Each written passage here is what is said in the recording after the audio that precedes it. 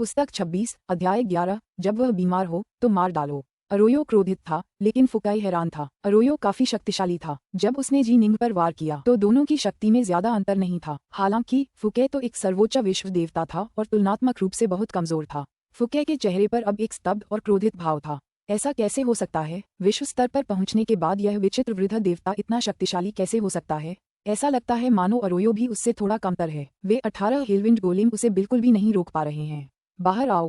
फुकाई ने तुरंत अपना जैद हरा ग्लोब निकाला। फुश फुश फुश, एक के बाद एक छोटे छोटे जैद हरे रंग के गोले पहले वाले से बाहर निकलने लगे। जैसे जैसे वे बाहर उड़ते गए, उनका आकार तेजी से बढ़ता गया और वे विशाल शक्तिशाली बगबीस्ट छोड़ने लगे। इन सभी बगबीस्टों में अद्भुत शक्ति का आभामंडल था और उनमें महारथी विश्व देवताओं जैसी शक्ति थी। पलक झपकते ही 50 से ज्यादा बगबीस्ट प्रकट हो गए। ये देखकर निंग भी हैरान रह गया। क्या आदमी है? अरोयो एक सख्त इंसान था। जाहिर है फुकाई भी कोई आसान शिकार नहीं था। ये समझना जरूरी है कि हालांकि मोनोलिथ्स के ग्रोव में 100 से ज्यादा बगबीस्ट थे, लेकिन मास्टर क्लास तक पहुंचने वालों की संख्या उंगलियों पर गिनी जा सकती थी। अब 50 से ज्यादा ऐसे महारथी विश्वदेव बगबीस्ट निंग के सामने आ चुके थे। बगबीस्ट के ऐसे हमले के आगे सर्वोच्च विश्वदेव भी भागने या नष्ट होने को मजबूर हो जाते। बहुत संभव है कि अरोयो भी बहुत मुश्किल स्थिति में पड़ जाता। एक तरफ हमारे पास 18 गोलेम हैं जो एक सेट का हिस्सा हैं। दूसरी तरफ हमारे पास 50 से ज्यादा बगबीस्ट हैं जो शक्तिशाली मास्टर क्लास विश्व देवता हैं। निंग अचानक मुस्कुराया। बहुत बढ़िया, चुनने के लिए क्या ही बढ़िया खजाना है। निंग जरा भी चिंतित नहीं था। उसे मार डालो। फुकाई ने दूर से निंग की ओर इशारा किया और गुस्से से चिल्लाया, मार डालो, मारना। उसी समय कीड़े मकोड़ों की विस्मयकारी सेना निंग की ओर बढ़ी। उनकी आभा बाहर की ओर फैल रही थी। जहां तक 18 हेलविंड गोलम्स की बात है, उन्होंने निंग को घेर लिया और एक बार फिर उस पर ताबड़तोड़ हमला करने लगे। ये देखकर अरोयो के चेहरे पर खुशी के भाव उभर आए। फुकाई ने आखिरकार अपने बगबीस्ट्स निकाल लिए। जब वे मेरे गोलम्स के साथ मिलकर काम करेंगे तो वे इस संकी को फंसाने के लिए काफी मजबूत हो जाएंगे। फुकाई के पिता एओनियन साम्राज्य के सदस्य थे जो उनके लिए बगबीस्ट पालने में माहिर थे। अरोयो के पिता भी एओनियन थे, लेकिन उनकी कुशलता गोलेम बनाने की कला में थी। फुकाई और अरोयो दोनों को एओनियन वंशज माना जाता था। वास्तव में दोनों एओनियन जाति के सबसे उत्कृष्ट वंशजों में से दो थे। हालांकि ये समझना जरूरी है कि एओनियन जाति के किसी भी वंशज को जबरन जगाने की कीमत बहुत ज्यादा थी, इतनी ज्यादा कि एओनियन साम्राज्य भी इसे बिना किसी दंड के चुका नहीं सकता था। यही कारण था कि उन्होंने बार बार अपने वंशजों को इन खतरनाक चुनौतियों का सामना करने के लिए भेजा। दोनों सेटों के माता पिता ये सुनिश्चित करने के लिए हर संभव प्रयास करते थे कि उनकी संतान को जागृत होने का अवसर मिले, और इस प्रकार उन्होंने प्रत्येक ने विशेष घातक हथियार भी तैयार कर रखे थे। फुकाई का घातक हथियार उसके बगबीस्ट्स का झुंड था। अरोयो का घातक हथियार हेलविंड गोलम्स का उसका शक्तिशाली गठन था। ये तो वाकई बहुत सारे बगबीस्ट हैं। निंग की पीठ पर अचानक बिजली की रोशनी से चमकते हुए पंखों का एक जोड़ा दिखाई दिया। ये थंडरलाइट विंग्स थे। निंग की बिजली के दाव के बारे में समझ अब पहले से कहीं ज्यादा बेहतर हो गई थी, और तलवार के दाव के बारे में उसकी समझ और भी ज्यादा बढ़ गई थी। जैसे ही उसने अपने पंखों को सक्रिय किया, वे उसे तेज तलवार की तरह हवा में वार करने में सक्षम बना रहे थे और पहले से कहीं ज्यादा तेज गति से चल रहे थे। स्वूश। निंग शुरू से ही काफी तेज था। अब उसे थंडरलाइट विंग्स की मदद मिल रही थी। उसने आसमान में रोशनी की एक खूबसूरत अकेली लकीर छोड़ी और आसानी से 55 बगबीस्ट और पास के हेलविंड गोलम्स दोनों को चकमा दे दिया। और फिर वह सीधे फुकाई की ओर बढ़ा। क्या? फुकाई का चेहरा पीला पड़ गया। वह इतना तेज कैसे है? ये देखते ही अरोयो के चेहरे पर मुस्कान जम गई। जी निंग बहुत तेज थी, उन दोनों की कल्पना से कहीं ज्यादा तेज। ये समझना जरूरी है कि हालांकि इन बगबीस्ट में महारथी विश्व देवताओं जैसी शक्ति थी, लेकिन तकनीक के मामले में उनमें काफी कमी थी। उनके शरीर अविश्वसनीय रूप से शक्तिशाली थे और उनके दल में कई अविश्वसनीय रूप से तेज पक्षी बगबीस्ट भी थे, लेकिन जी निंग तो उससे भी तेज थी। ऐसा इसलिए था क्योंकि निंग की तेज गति और ताकत दोनों ही नए नए उभरे संसार डाउनलॉर्ड्स के बराबर थीं। ये शक्ति का एक बिल्कुल अलग स्तर था। अब जब उसने थंडरलाइट विंग्स को सक्रिय कर दिया था तो हेलविंड गोलम्स और बगबीस्ट्स बस हतप्रभ होकर देखते रह गए। यदि वे उसके साथ नहीं रह सकते थे तो वे उसके साथ कुछ भी नहीं कर सकते थे। सावधान फुकाई, अरोयो ने घबराकर कहा। हालांकि वे शुरू में प्रतिद्वंदी थे, लेकिन जी निंग बहुत ही दुर्जेय दुश्मन था। अगर फुकाई मर गया तो उसके बगबीस्ट अपने मालिक को खो देंगे। दरअसल ये पूरी तरह मुमकिन था कि वे और जेड ग्रीन ग्लोब दोनों ही जी निंग के हाथों में पड़ जाएं। जाओ, फुकाई ने इच्छा व्यक्त की। स्वूश स्वूश स्वूश, 3 और बगबीस्ट प्रकट हुए। ये तीनों बगबीस्ट अविश्वसनीय रूप से मांसल थे और सुनहरे फर से ढके हुए थे। फिर फुकाई ने एक धातु की प्लेट निकाली जो कई सुनहरे रूनों से ढकी हुई थी। उसने अपनी अमर ऊर्जा इस दाव सील में डाल दी, जिससे वह सक्रिय हो गई। गड़गड़ाहट। अचानक 30 मीटर लंबी सुनहरी रोशनी का एक गोला प्रकट हुआ, जिसने फुकाई को अपने भीतर ढक लिया। उसे रोको। फुकाई ने अपने 3 बगबीस्ट्स को आदेश दिया, फिर पूंछ मोड़कर भागने लगा। Boom boom boom. तीनों बगबीस्ट लगभग तुरंत ही उड़ गए, क्योंकि बिजली की एक किरण उनके पास से होकर भागते हुए फुकाई की ओर बढ़ी। इससे पहले निंग कई बगबीस्ट और गोलेम से बड़ी चतुराई से बच निकला था। हालांकि अब सिर्फ 3 बगबीस्ट बचे थे, इसलिए निंग उनसे बचने की जहमत भी नहीं उठाना चाहता था। दरअसल अगर वह चाहता तो उन तीनों को झटपट मार सकता था। हालांकि निंग की नज़र में अगर वह फुके को मारकर जेड ग्रीन ग्लोब पर कब्जा कर लेता तो ये सभी बगबीस्ट उसके कब्जे में आ जाते। मैं जल्द ही इन कीड़ों का मालिक बन जाऊंगा। मैं इन्हें मारना बर्दाश्त नहीं कर सकता। निंग आत्मविश्वास से भरा हुआ था। वह बहुत तेज है। हालांकि फुकाई डर के मारे अरोयो की दिशा में भाग रहा था। निंग जल्दी ही उसके पास पहुंच गया। फुकाई ने अपना सिर घुमाकर निंग की तरफ देखा। उसके चेहरे पर एक डरावनी सी मुस्कान थी। तोड़ना। तलवार की रोशनी की एक धार उस पर टूट पड़ी। क्विंटेसेंस स्वॉर्ड इंटेंट, दूसरा रुख, ऑल गॉड रुख। जब निंग दूसरे हथियारों का इस्तेमाल कर रहा था तब ऑल गॉड स्टांस और होराइजन एंड दोनों ही बराबर ताकत के हमले थे। सिर्फ जब निंग ने वायलेट ज्वेल का इस्तेमाल किया तब दोनों की ताकत में काफी अंतर था। होराइजन एज तकनीक गति पर केंद्रित थी। ऑल गॉड मुद्रा में यह विस्फोटक और प्रचंड शक्ति पर केंद्रित थी। ऐसा लग रहा था मानो आसमान में एक क्रुद्ध ड्रेडवम प्रकट हुआ हो और फुके के चारों ओर फैले प्रकाश के सुनहरे गोले पर जबरदस्त धरती चीर देने वाले बल से टूट पड़ा हो। प्रकाश का सुनहरा गोला कांप उठा और थोड़ा धुंधला हो गया, लेकिन फुके उस प्रहार की गति का लाभ उठाकर और भी तेजी से भागने में सफल रहा। मैं आगे नहीं बढ़ पाया। निंग ने ये देखकर थोड़ा भौहें चढ़ाईं। क्या वह मेरे दाव सील की 20% शक्ति को सिर्फ एक ही वार में नष्ट कर सकता था? फुकाई का दिल कांप उठा। मेरा दाव सील एक संसार दाव लॉर्ड के पूरे जोर के प्रहार को झेलने में सक्षम है, फिर भी एक नव आरोहित विश्वदेवता वास्तव में एक ही वार में उसकी 20% ऊर्जा नष्ट करने में सक्षम था। फुकाई डर के मारे भाग रहा था। अरोयो सीधे उसकी ओर दौड़ा। उसे मेरे पास छोड़ दो। अपने बगबीस्ट से इस सनकी को बांधने में मेरी मदद करो। ठीक है। फुकाई समझ गया कि अगर उन्हें इस भयानक शैतान को मारना है तो उन्हें पूरी एकजुटता से काम करना होगा। जी निंग की तेज रफ्तार को देखते हुए अगर उसे भागना होता तो वह बहुत पहले ही भाग जाता। जाहिर है उसे अपनी जीत की पूरी उम्मीद थी। निंग ने देखा कि कैसे कई बगबीस्ट और गोलेम उसकी ओर बढ़ रहे थे। अरोयो दोनों विशाल कटारें तैयार करके सीधे निंग की ओर बढ़ा। बस इतना ही है तुम्हारे पास? निंग प्रकट हुआ। 3 सिर 6 भुजाएं। अपनी 6 भुजाओं में से प्रत्येक में एक तलवार चला रहा था। मारना। तलवार की रोशनी की हर किरण जो बाहर निकलती थी भयानक शक्ति से भरी हुई थी और अविश्वसनीय गति से चल रही थी। अरोयो तुरंत बचाव की मुद्रा में आ गया। उसने अपने 2 कटारों से हमलों को रोकने की पूरी कोशिश की, लेकिन फिर भी वह एक अजीब स्थिति में पहुंच गया। ये समझना जरूरी है कि निंग का हर एक तलवार का वार अरोयो के वार से थोड़ा ज्यादा जोरदार था। बात यह थी कि निंग के पास 6 तलवारें थीं जबकि अरोयो के पास सिर्फ 2 कटारें थीं। जैसा कि कहावत है, 6 हाथों के सामने 2 मुट्ठियों का बचाव करना मुश्किल होता है। अरोयो के लिए इन हमलों से बचाव करना बेहद मुश्किल था और उसकी कृपाण की रोशनी लगातार उसे घेरे रहती थी क्योंकि वह पूरी तरह से तलवार की रोशनी की आ रही धाराओं से बचाव पर केंद्रित था। वह बिल्कुल भी जवाबी हमला नहीं कर पा रहा था। जल्दी जल्दी जल्दी। अरोयो ने अपने हिलविंड गोलम्स को जल्दी करने का आदेश दिया। तेज चलो फुकाई। अरोयो भी फुकाई पर चिल्ला रहा था। वह सचमुच घबराने लगा था। जैसा कि कहावत है, अगर आप सिर्फ बचाव पर ध्यान केंद्रित करेंगे तो अंततः हार जाएंगे। उसे ऐसा लग रहा था जैसे वह एक पतली रस्सी पर चल रहा हो, जिंदगी और मौत के बीच की पतली रेखा पर। निंग की तलवारें बहुत तेज थीं और अरोयो को लग रहा था कि वह किसी भी पल फिसलकर गिर सकता है। स्लैश। हिलविंड गोलम्स और बगबीस्ट्स के आने से ठीक पहले निंग आखिरकार अरोयो की कमर पर तलवार की रोशनी की एक धार छोड़ने में कामयाब रहा। उस वार की ताकत से अरोयो तुरंत पीला पड़ गया और पीछे की ओर गिर गया। धमाका धमाका धमाका। जैसा कि कहावत है, जब वह बीमार हो तो उसे मार डालो। जब विशेषज्ञ लड़ते थे तो जीत या हार का निर्धारण छोटी छोटी बातों से भी हो सकता था। निंग पहले से ही बढ़त बनाए हुए था और वह इतना तेज था कि उसके दुश्मनों को किसी भी गलती से उबरने का मौका ही नहीं मिलता था। उसने लगातार कई जबरदस्त तलवारों के वार किए और हर वार सीधे अरोयो पर लगा। अरोयो उस पतंगे की तरह था जो समुद्र की प्रचंड लहरों में बह गया हो और किसी भी तरह का प्रतिरोध करने में पूरी तरह असमर्थ हो। नहीं नहीं, अरोयो ने गुस्से से पलटवार करने की पूरी कोशिश की, लेकिन उसकी दोनों कटारें इतनी बुरी तरह दब गई थीं कि वह उनसे वार भी नहीं कर पा रहा था। ठीक इसी समय एक काला सांप अचानक प्रकट हुआ। सामान्यतः विशेषज्ञों के बीच द्वंद्व युद्ध में जब किसी एक व्यक्ति को नुकसान होता है तो वह तुरंत भाग जाता है। अफसोस, अरोयो निंग जितना तेज नहीं था। उसके भागने का कोई रास्ता नहीं था। काली रस्सी तेजी से किसी सांप की तरह आगे बढ़ी और अरोयो के शरीर को लपेट लिया। उसने उसे कसकर जकड़ लिया, जिससे उसके चेहरे पर निराशा के भाव उभर आए। वह खत्म हो गया। पुस्तक 26, अध्याय 12, पर्दा कॉल। जैसे जैसे अरोयो के शरीर के चारों ओर रस्सियां कसती गईं, वह अपने उस ठंडे, गंभीर, प्राचीन कुल में बिताए जीवन के बारे में सोचने से खुद को रोक नहीं पाया।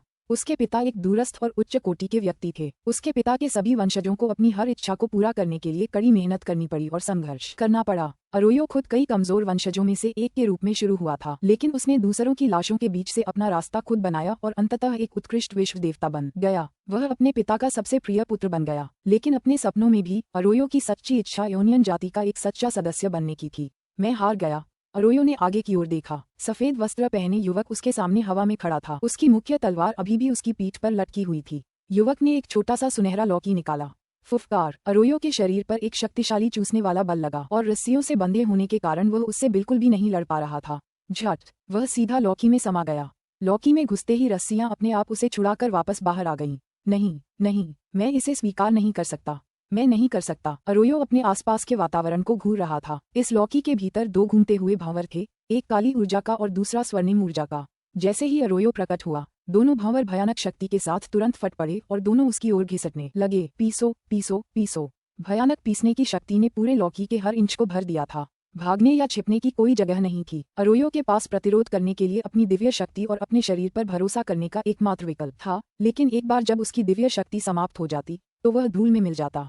ठीक है, मेरे पास अभी भी मेरे हेलविंड गोलेम हैं। अरोयो को अचानक उन 18 शक्ति तरंगों का आभास हुआ जो लौकी के बाहर से उससे जुड़ी हुई थीं। ये उसके गोलेम थे और सभी उसके प्रति पूरी तरह वफादार थे।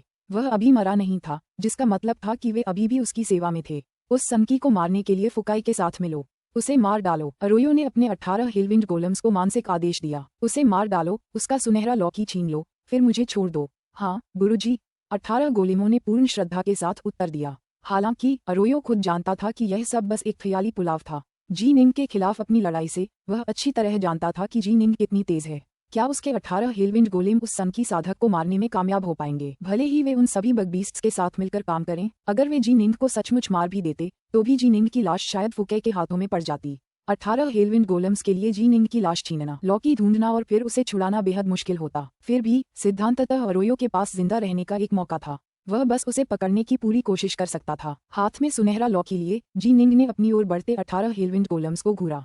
ये देखकर उसे वाकई राहत मिली। शुक्र है कि इन गोलम्स ने खुद को नष्ट नहीं किया। निंग ने सोचा, ये गोलेम जल्द ही उसकी संपत्ति का हिस्सा बन जाएंगे। उनका आत्मा विनाश एक भयानक बर्बादी होगी। त्रिलोक के प्रथम महायुद्ध के दौरान जब सर्वभूतों के स्वामी की मृत्यु हुई तो उनके सभी दूतों ने आत्मा विनाश कर लिया था। हालांकि ऐसा मुख्यतः इसलिए हुआ क्योंकि सर्वभूतों के स्वामी स्वयं निर्माण कला में निपुण थे। उन्होंने स्वयं उन दूतों का निर्माण किया था और स्वाभाविक रूप से उनमें कुछ आत्मा विनाश मोहरें छोड़ी थीं। इसके विपरीत निंग के पास खजाने की नीलामी के दौरान खरीदे गए किसी भी गोलेम को आत्मा विनाश करने का कोई तरीका नहीं था। अरोयो को ये 18 गोलेम अपने पिता से मिले थे और इसी तरह उनके पास उन्हें आत्मा विनाश करने का कोई तरीका नहीं था। प्रत्येक गोलेम के निर्माण में भारी मात्रा में खून पसीना और कीमती सामग्री की आवश्यकता होती थी। यदि उनमें से एक भी आत्मा विनाश कर लेता तो वह सारी मेहनत बेकार हो जाती और गोलेम बेकार हो जाता। अधिक से अधिक उसे पिघलाकर उसके पंचतत्वों का सार निकाला जा सकता था। इस प्रकार बिक्री के लिए उपलब्ध गोलेम में आत्मा विनाश तंत्र शायद ही कभी अंतर्निहित होते। सामान्यतः केवल वे गोलेम जो अपने उपयोगकर्ताओं द्वारा व्यक्तिगत उपयोग के लिए बनाए गए थे उनमें आत्मा विनाश तंत्र अंतर्निहित होने की संभावना थी। मुझे क्या करना चाहिए, मुझे क्या करना चाहिए? फुकाई एकदम स्तब्ध रह गया। अरोयो तो सचमुच पकड़ लिया गया था। क्या मुझे भाग जाना चाहिए? फुकाई भागना चाहता था, लेकिन अगर मैं शाश्वत रक्त प्राप्त नहीं कर पाया तो मैं मर ही जाऊंगा। एओनियन साम्राज्य से इस मिशन को स्वीकार करते हुए उन सभी ने जीवन रक्त की शपथ ली थी। भागने का मतलब था मरना। तब एकमात्र उत्तर था लड़ना। उन 18 हेलविंड गोलम्स ने अभी तक हार नहीं मानी है। अच्छा है। फुकाई की आंखें लाल हो गईं। उसने निंग की ओर इशारा किया और गुस्से से दहाड़ा, उसे मार डालो, मेरे लिए उसे मार डालो। आरू ग्वारार 58 बगबीस्टों की एक विस्मयकारी सेना हवा में उड़ रही थी और 18 हेलविंड गोलम्स के साथ वे सीधे निंग की ओर बढ़ रहे थे।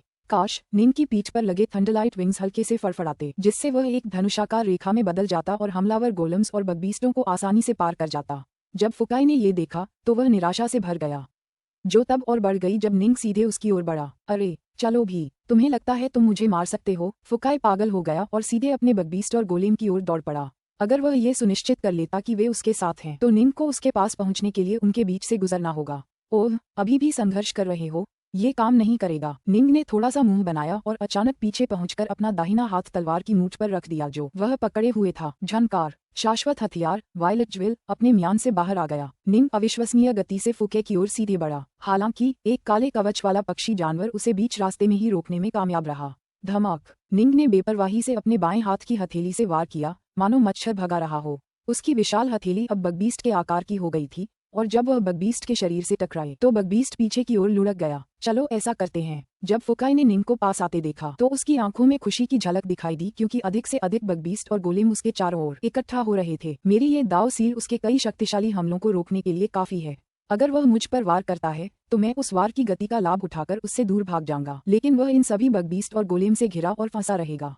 वह कितना बेवकूफ है। उसकी हिम्मत कैसे हुई सीधे अंदर घुसने की? ये देखकर फुकाई बेहद उत्साहित हो गया। इससे पहले निंग बगबीस्ट और गोलेम से बचने के लिए अपनी गति पर निर्भर था। उसने वास्तव में कभी उनसे युद्ध नहीं किया था और यह पहली बार था जब वह वास्तव में खुद को जोखिम में डाल रहा था। फुके को आशा की पहली किरण दिखाई दी। फुफ, निंग ऊपर से नीचे आया। धमाका, उसका शक्तिशाली शरीर एक गोलेम से टकराया जिससे वह पीछे की ओर लड़खड़ा गया, जबकि निंग उसके पास से सीधा गुजर गया। आखिरकार निंग ने अपनी शाश्वत तलवार वायलेट ज्वेल से वार किया। वायलेट ज्वेल तुरंत ही एक विशाल रक्तिम प्रकाश की धार में बदल गई, जिसमें एक भयानक तीक्ष्णता का आभास था और वह सीधे फुके की ओर बढ़ रही थी।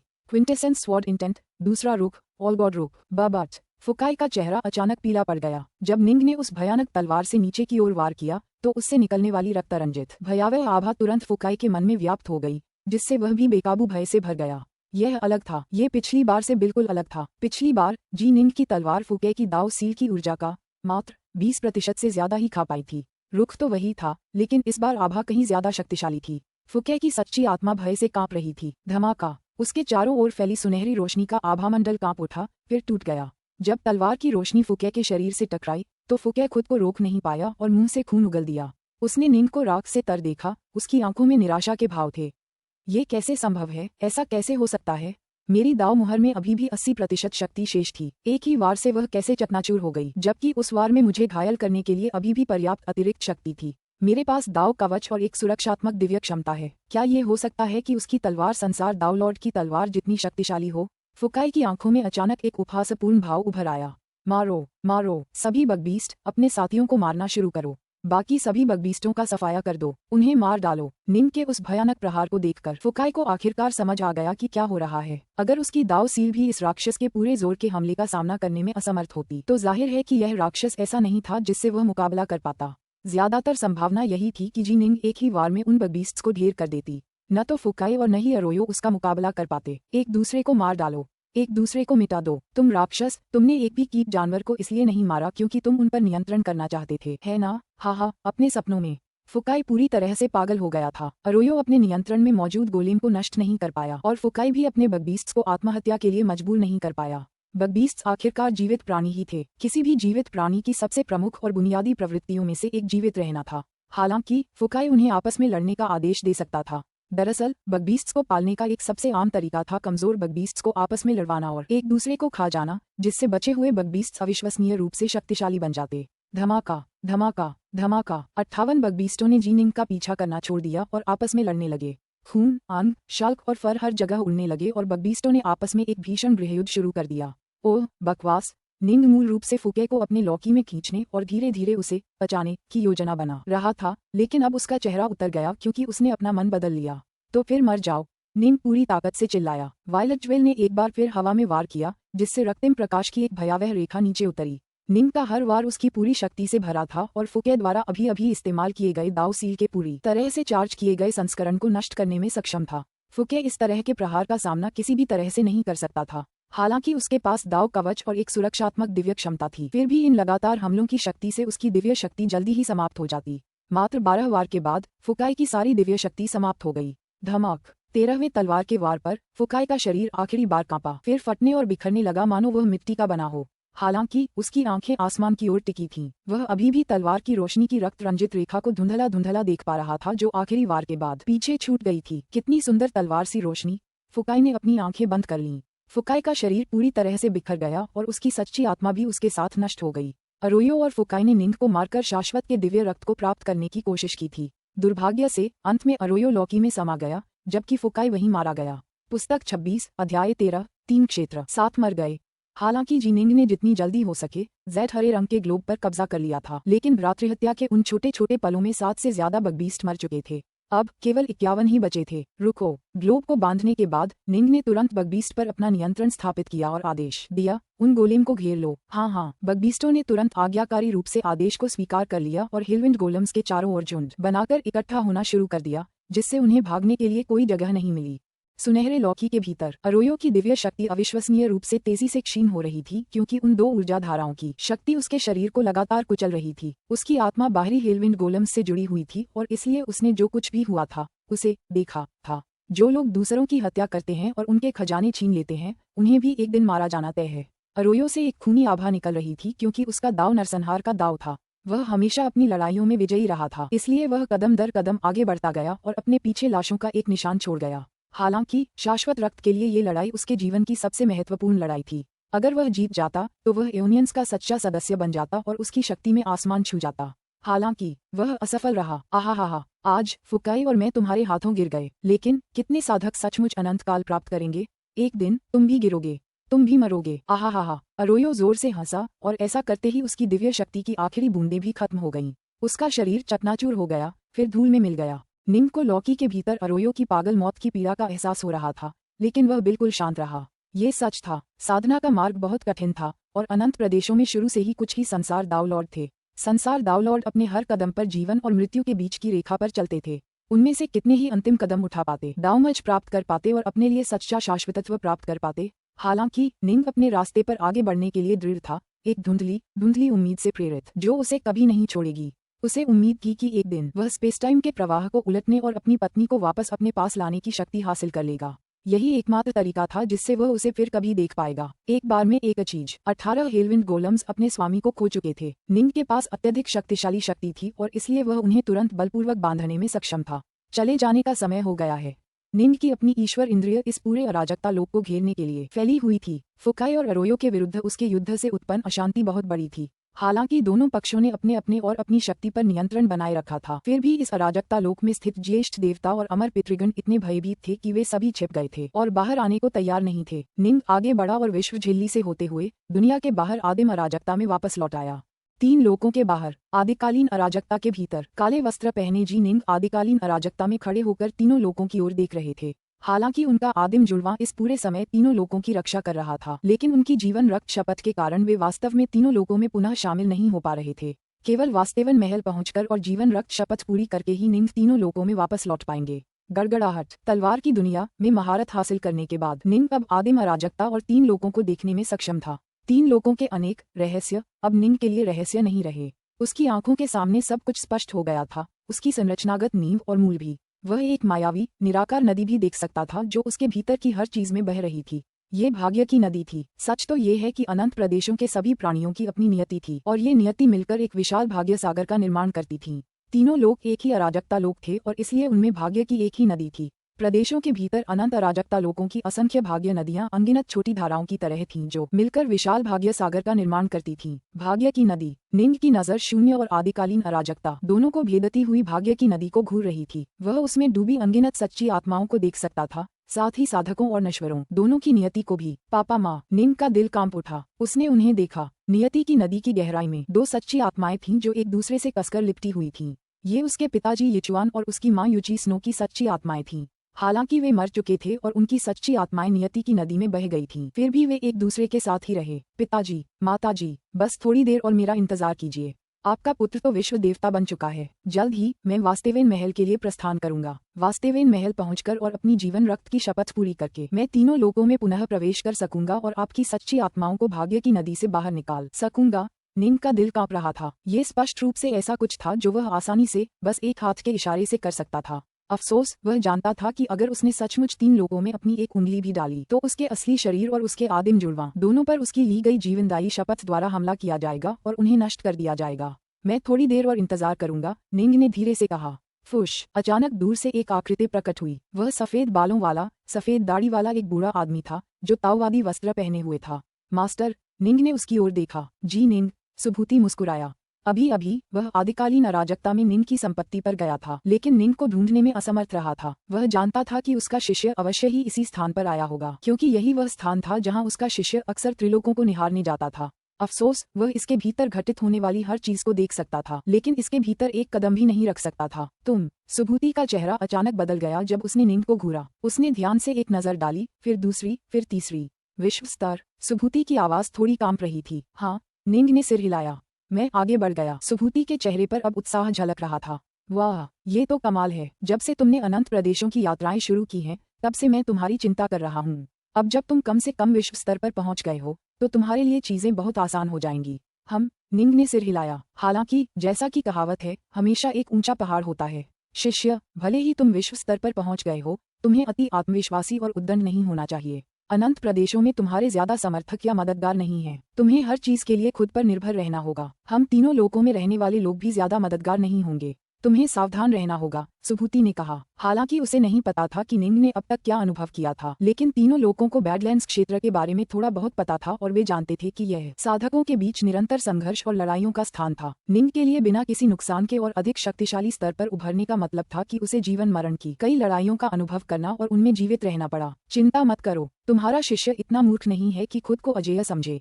निंग हंसा। मैं अभी भी मानुवा से मिलने का सपना देख रहा हूँ, पता है। क्या तुमने बाहर के प्रदेशों में माता नुवा के बारे में कोई खबर सुनी है? सुभूति ने तुरंत पूछा। आदिकालीन अराजकता से उत्पन्न प्रथम पीढ़ी के सभी राक्षस देव माता नुवा के प्रति अपार सम्मान और श्रद्धा से भरे हुए थे। जब वे त्रिलोक में थीं, तब वे विश्व स्तर पर पहुंच चुकी थीं। नहीं, मुझे उसके बारे में कोई खबर नहीं है। दरअसल बैडलैंड्स क्षेत्र में कोई भी नया विश्व देवता नहीं आया है जो उससे जरा भी मिलता जुलता हो। निंग ने सिर हिलाया। उफ, सुभूति ने भी अपना सिर हिलाया। ठीक है गुरु, मैं आपसे कुछ मदद मांगना चाहता हूँ। कृपया तुरंत तीनों लोगों को संदेश भेजें कि मैं तीनों लोगों के हमारे साथी ताओवादियों को कुछ तकनीकें, दिव्य क्षमताएं और गुप्त कलाएं प्रदान करने का इरादा रखता हूँ। प्रेषित? सुभूति आश्चर्यचकित था। ठीक है, पहले मैं ऐसा नहीं कर पाता था, अब जब मैं स्वयं एक विश्व देवता बन गया हूँ तो चीजें बदल गई हैं, निंग ने कहा। हाल के वर्षों में उसने कई शत्रुओं को मार गिराया था और उनके खजानों पर कब्जा कर लिया था, लेकिन इस स्तर के साधकों के लिए साधना नियमावली अपने साथ रखना दुर्लभ था। सब कुछ उनके मन में गहराई से अंकित था। विश्व देवता नॉर्थरेस्ट ने इतनी सारी नियमावली इसलिए छोड़ी थी क्योंकि वह भविष्य में एक उत्तराधिकारी लाने की योजना बना रहे थे। निंग अब विश्व देवता नॉर्थरेस्ट से कहीं ज्यादा शक्तिशाली था, लेकिन उसने साधना और साहसिक कार्यों में पर्याप्त समय नहीं बिताया था। अपने साहसिक कार्यों के दौरान उसने जितनी संचारणीय तकनीकें सीखीं, उनकी गिनती उंगलियों पर की जा सकती है। हालांकि वह बैडलैंड्स एवल से कुछ तकनीकें खरीद सकता था, फिर भी वह उन्हें तुरंत तीन लोकों में वापस नहीं ला पाता। उसे पहले उन्हें याद करना होगा और उनमें निपुणता हासिल करनी होगी, फिर उन्हें दोबारा लिखना होगा। इसमें बहुत लंबा समय लगेगा। निंग ने सही भविष्यवाणी की थी कि जब तक वह अपना काम पूरा करेगा तब तक वह शायद विश्व स्तर पर पहुंच चुका होगा। विश्व देवता नॉर्थरेस्ट ने निंग को पहले ही कई तकनीकें दे दी थीं जिन्हें वह स्वयं विश्व देवता बनने पर दूसरों को दे सकता था। अब निंग का उन पर पूर्ण और स्वतंत्र नियंत्रण था। अच्छा अच्छा अच्छा, सुभूति ने उत्साह से कहा, यह अद्भुत है। इन शक्तिशाली तकनीकों के साथ भविष्य में तीनों लोक नए विश्व देवताओं और अराजकता अमरों को जन्म दे सकते हैं। ठीक है, निंग ने सिर हिलाया। निंग को यह महसूस हुआ कि तीन क्षेत्र कोई साधारण जगह नहीं है।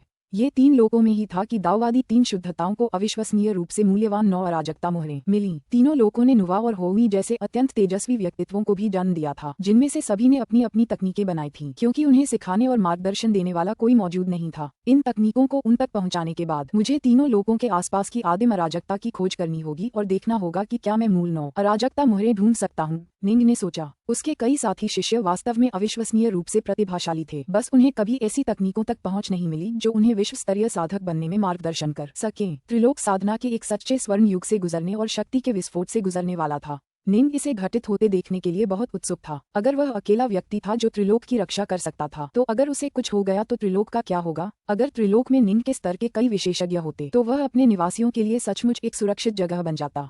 एक उड़ता हुआ जहाज आदिकालीन अराजकता से गुजर रहा था। निंग और फ्लेमफेरी दोनों जहाज के अंदर बैठे आदिकालीन अराजकता को घूर रहे थे। मास्टर, क्या फुकाई और अरोयो ने आपको रोक लिया था? सू यूजी ने तुरंत पूछा। मैं था, निंग ने सिर हिलाया। कैसा हुआ? सू यूजी ने पूछा। उसे नहीं पता था कि निंग खुद भागा था या उसने वह लड़ाई जीत ली थी। मैं यहीं तुम्हारे सामने बैठा हूँ। तुम्हें क्या लगता है, सब कैसा रहा? निंग मुस्कुराया। वे हार गए। दोनों युद्ध के मैदान में मारे गए। सू यूजी उस युद्ध में भाग नहीं ले पाई थी, लेकिन वह काफी चिंतित थी। वह जानती थी कि फुकाई और अरोयो दोनों ही बहुत शक्तिशाली व्यक्ति थे, खासकर अरोयो। वह न केवल एक पालौकिक विश्व देवता था, बल्कि उसके चारों ओर एक रक्तपिपासु आभा भी थी जो युद्ध में उसके पराक्रम की गवाही देती थी। उनके पास इतने सारे खजाने थे कि वह चिंता से खुद को नहीं रोक पाई। आखिरकार उसकी जिंदगी जी निंग से जुड़ी हुई थी। अगर जी निंग मर गया तो वह उसके हत्यारे की दया पर निर्भर हो जाएगी। अब हम कहाँ जाएंगे? सू यूजी ने पूछा। पहले बैडलैंड्स कोर्ट लौट चलें, बाद में हम चले जाएंगे। निंग बाहरी दुनिया को घूर रहा था। उसकी पहली प्राथमिकता बैडलैंड्स कोर्ट लौटकर इटर्नल ब्लड से छुटकारा पाना था। पुस्तक 26, अध्याय 14। इसे मुझे बेच दो। वे नाव पर सवार होकर स्पेस टाइम ट्रांसफर एरे की ओर उड़े और अंततः बैडलैंड्स एववर्ल्ड की ओर वापस लौट आए। ये रहा बैडलैंड्स कोर्ट। जी निंग और सू यूजी लहरों के ऊपर चलते हुए आगे बढ़ रहे थे। जल्द ही वे झील के बीचों बीच स्थित उस द्वीप पर पहुंच गए जहां बैडलैंड्स कोर्ट था। द्वीप के सामने ढीले ढाले वस्त्र पहने एक लाल बालों वाला आदमी खड़ा था, जो उन दोनों को देखकर मुस्कुराया। भाई डार्कनॉर्थ, विश्व स्तरीय साधक बनने के लिए बधाई। ओह, फ्लेमफेई भी आगे निकल गई। लगता है ये हालिया यात्रा आप दोनों के लिए बहुत फायदेमंद रही है। भाई क्यूचांग, आप यहाँ क्यों हैं? निंग आश्चर्यचकित था। गुरु ने मुझे यहीं रुककर तुम्हारा इंतजार करने को कहा है। लाल बालों वाला आदमी हंसा। आओ मैं तुम्हें गुरु से मिलवाता हूँ। निंग मन ही मन हैरान था। डाउलॉर्ड बैडलैंड्स ने सचमुच अपनी भविष्यवाणी की प्रतिष्ठा पर खरा उतरा। दरअसल निंग उससे अनंत रक्त को नष्ट करने में मदद मांगने की योजना बना रहा था। किसी तरह निंग के उससे बात करने के अनुरोध से पहले ही डाउलॉर्ड को इसकी जानकारी हो गई, इसलिए उसने एक शिष्य को उसका स्वागत करने के लिए भेजा। यूजी, आप अभी वाटर कर्टेन होम जा सकते हैं, निंग ने निर्देश दिया। ठीक है। सु यूजी आज्ञाकारी ढंग से चले गए। कृपया रास्ता दिखाए भाई किचांग। निंग और लाल बालों वाला आदमी साथ साथ आगे बढ़े। बैडलैंड्स कोर्ट वाकई बहुत जटिल तरीके से बना हुआ था और कई संरचनाओं से भरा हुआ था। अगर कोई उसका मार्गदर्शन करने वाला न होता तो निंग सचमुच डाउलॉर्ड बैडलैंड्स के निवास का पता नहीं लगा पाता। दोनों जल्दी से एक शांत एकांत प्रांगण में पहुंचे। आंगन बिल्कुल सादा और सादा था। डाउलॉर्ड बैडलैंड्स कमल की मुद्रा में आराम कर रहे थे। उनके सामने मेज पर शराब की एक बोतल रखी थी। मास्टर, मैं निर्देशानुसार डाकनॉर्थ ले आया हूँ, लाल बालों वाले व्यक्ति ने आदरपूर्वक कहा। अब आप जा सकते हैं, डाउलॉर्ड बैडलैंड्स ने निर्देश दिया। लाल बालों वाले आदमी ने आदेश स्वीकार किया और फिर आदरपूर्वक चला गया। डाउलॉर्ड बैडलैंड्स ने निंग की ओर देखा। चेहरे पर हल्की सी मुस्कान के साथ उसने दूसरी सीट की ओर इशारा करते हुए कहा, बैठो। धन्यवाद डाउलॉर्ड। निंग डाउलॉर्ड बैडलैंड्स के सामने कमल की मुद्रा में बैठ गया। तुम विश्व स्तर पर पहुंच गए हो, बड़े भाई सोलिस की यह सुनकर बहुत खुश होंगे। डाउलॉर्ड बैडलैंड्स हंसे। आज सुबह मुझे आभास हो गया था कि कुछ होने वाला है। मैंने ध्यान से अंकगणित किया और अनुमान लगाया कि कुछ ऐसा है जिसमें तुम मुझसे मदद चाहते हो। हाँ, निंग ने तुरंत सिर हिलाया।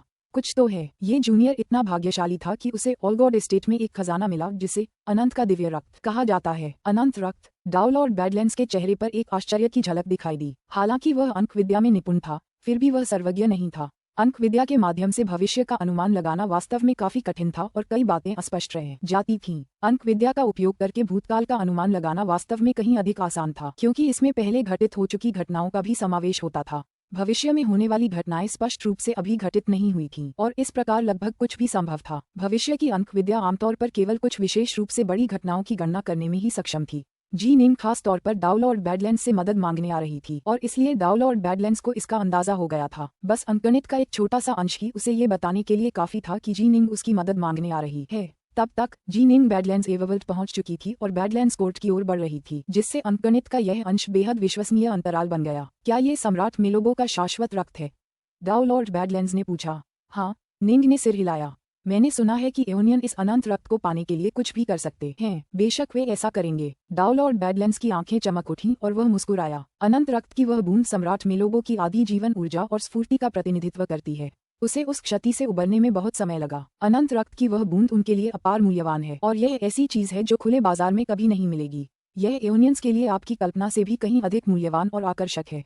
निंग ने कहा, मैंने ऑलगॉड एस्टेट की आत्माओं को भी यही कहते सुना है, इसलिए मैं इस अनंत रक्त के निपटान के उचित तरीके के बारे में चिंतित हूँ। इसीलिए मैं आपसे मदद मांगने आया हूँ। ठीक है, सबसे आसान उपाय तो यही है कि इसे दाव गठबंधन को दे दिया जाए।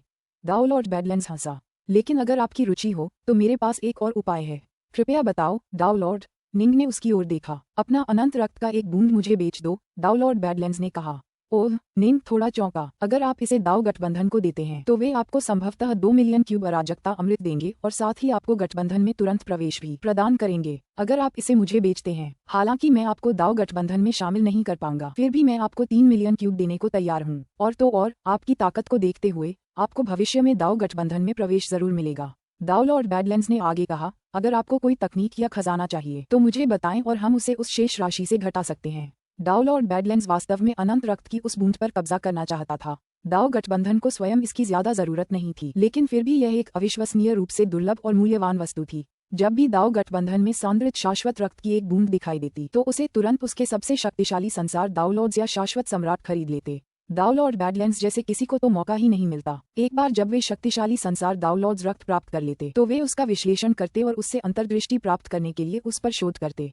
ये समझना जरूरी है कि अनंत रक्त की यह बूंद एओनियन जाति के एक शक्तिशाली अनंत सम्राट के आधे से ज्यादा रक्त और मांस से आसुत सांद्र रक्तसार थी। इसने सम्राट मेलोबो की शक्ति में भारी गिरावट का प्रतिनिधित्व किया था। कोई भी अनंत सम्राट ऐसा बलिदान देने को तैयार नहीं होगा और एओनियन सम्राटों की संख्या तो उंगलियों पर गिनी जा सकती है। इस प्रकार 2 मिलियन क्यूब्स की निर्धारित कीमत, जिसे दाव एलायंस चुकाने को तैयार था, अविश्वसनीय रूप से कम कीमत थी। डाउलॉर्ड बैडलैंड्स स्वाभाविक रूप से रक्त की इस बूंद के लिए इच्छुक हो गया। डाउलॉर्ड बैडलैंड्स वास्तव में एक अद्भुत प्रतिभाशाली डाउलॉर्ड भी था। जैसा कि गोल्डाई गोलेम ने कहा था, अगर वह डाउमज के कगार तक पहुंच जाता तो वह एक भयानक रूप से शक्तिशाली व्यक्ति बन जाता, जो डाउलॉर्ड ऑलगॉड जितना ही शक्तिशाली होता। उनके जैसे चकाचौंध भरे प्रतिभाशाली लोग स्वाभाविक रूप से अपार महत्वाकांक्षाओं से भरे होते हैं। पहले उनके पास इतनी दौलत नहीं थी। अगर आप उनके सामने अनंत रक्त की एक बूंद भी रख देते तो भी वे उस पर ज्यादा ध्यान नहीं देते। लेकिन उनकी सहायता पाने के लिए डाउ लॉर्ड सोलेस्की ने उनके लिए एक बहुत ही मूल्यवान उपहार तैयार किया था। डाउ लॉर्ड सोलेस्की वास्तेवेन महल के एक राजमहल के स्वामी थे और बहुत लंबे समय से जीवित थे और उन्होंने अपार धन संपत्ति अर्जित की थी। उन्होंने डाउ लॉर्ड बैडलैंड्स की सहायता के लिए लगभग 20 मिलियन क्यूब कैओस अमृत की पेशकश की थी। इनमें से कुछ खजाने डाउ लॉर्ड बैडलैंड्स के लिए उसके अवतार के पुनर्निर्माण हेतु थे। अन्य खजानों के बारे में क्या? डाउ लॉर्ड बैडलैंड्स के पास वास्तव में उनके लिए कई योजनाएं थीं, लेकिन अब जब जी निंग उनके दरवाजे पर अनंत रक्त की एक बूंद लेकर आई थी तो उसने अचानक अपनी योजना बदल दी। शायद मेरे कुछ बच्चे उस बूंद के भीतर से एओनियंस की शक्ति बाहर निकाल पाएं। डाउ लॉर्ड बैडलैंड्स ने मन ही मन सोचा। मेरी भविष्यवाणियां बताती हैं कि इस प्रयास में उनके सफल होने की संभावना 20% से भी ज्यादा है। सबसे पहले डाउ लॉर्ड सोलेस्की अद्भुत उपहार लेकर आया था। अब मेरा युवा मित्र जी निंग मुझसे इस अनंत रक्त से निपटने में मदद मांग रहा है। यह एक कर्म आशीर्वाद है जो भाग्य ने मुझे दिया है। मुझे इसे प्राप्त करना ही होगा। तुम्हारा क्या विचार है? डाउ लॉर्ड बैडलैंड्स ने निंग की ओर देखा। मुझे दाव एलायंस में शामिल होने की कोई जल्दी नहीं है। मैं बस इस अनंत रक्त से जल्द छुटकारा पाना चाहता हूँ, निंग ने हंसते हुए कहा। इसे दाव एलायंस को बेचना, तुम्हें बेचना, मेरे लिए सब एक ही बात है। अच्छा, डाउ लॉर्ड बैडलैंड्स हंसा। 3 मिलियन क्यूब अराजकता अमृत। सबसे शक्तिशाली डाउ लॉर्ड्स की औसत संपत्ति लगभग इसी सीमा में होती है। मेरे युवा मित्र जी निंग, तुम्हें इस अपार आशीर्वाद को व्यर्थ नहीं जाने देना चाहिए। बताओ, तुम्हें कौन से खजाने, तकनीकें और दिव्य क्षमताएं चाहिए? मैं उन्हें ढूंढने और खरीदने में तुम्हारी मदद करूंगा। लेकिन हाँ, अगर तुम्हें सिर्फ अराजकता अमृत चाहिए तो मैं वह भी दे सकता हूँ। इतना सारा अराजकता अमृत पाने का क्या मतलब था? क्या उसे इसे खाने की तरह खाना चाहिए था? सबसे अच्छा उपाय यही था कि निंग इसका इस्तेमाल जल्द से जल्द खुद को और ज्यादा ताकतवर बनाने में करे। निंग ने कहा, मैं एक दिव्य क्षमता का अंतिम भाग प्राप्त करना चाहता हूँ। इस दिव्य क्षमता को स्वर्ण मूर्ति के नाम से जाना जाता है। सुरक्षात्मक दिव्य क्षमता, स्वर्ण मूर्ति। डाउ लॉर्ड बैडलैंड्स ने सिर हिलाया। यह ज्यादा मुश्किल नहीं होगा। मैं इसे आपके लिए दाव गठबंधन से खरीद सकता हूँ। क्या आप इसे अपने लिए चाहते हैं या दूसरों को सिखाना चाहते हैं?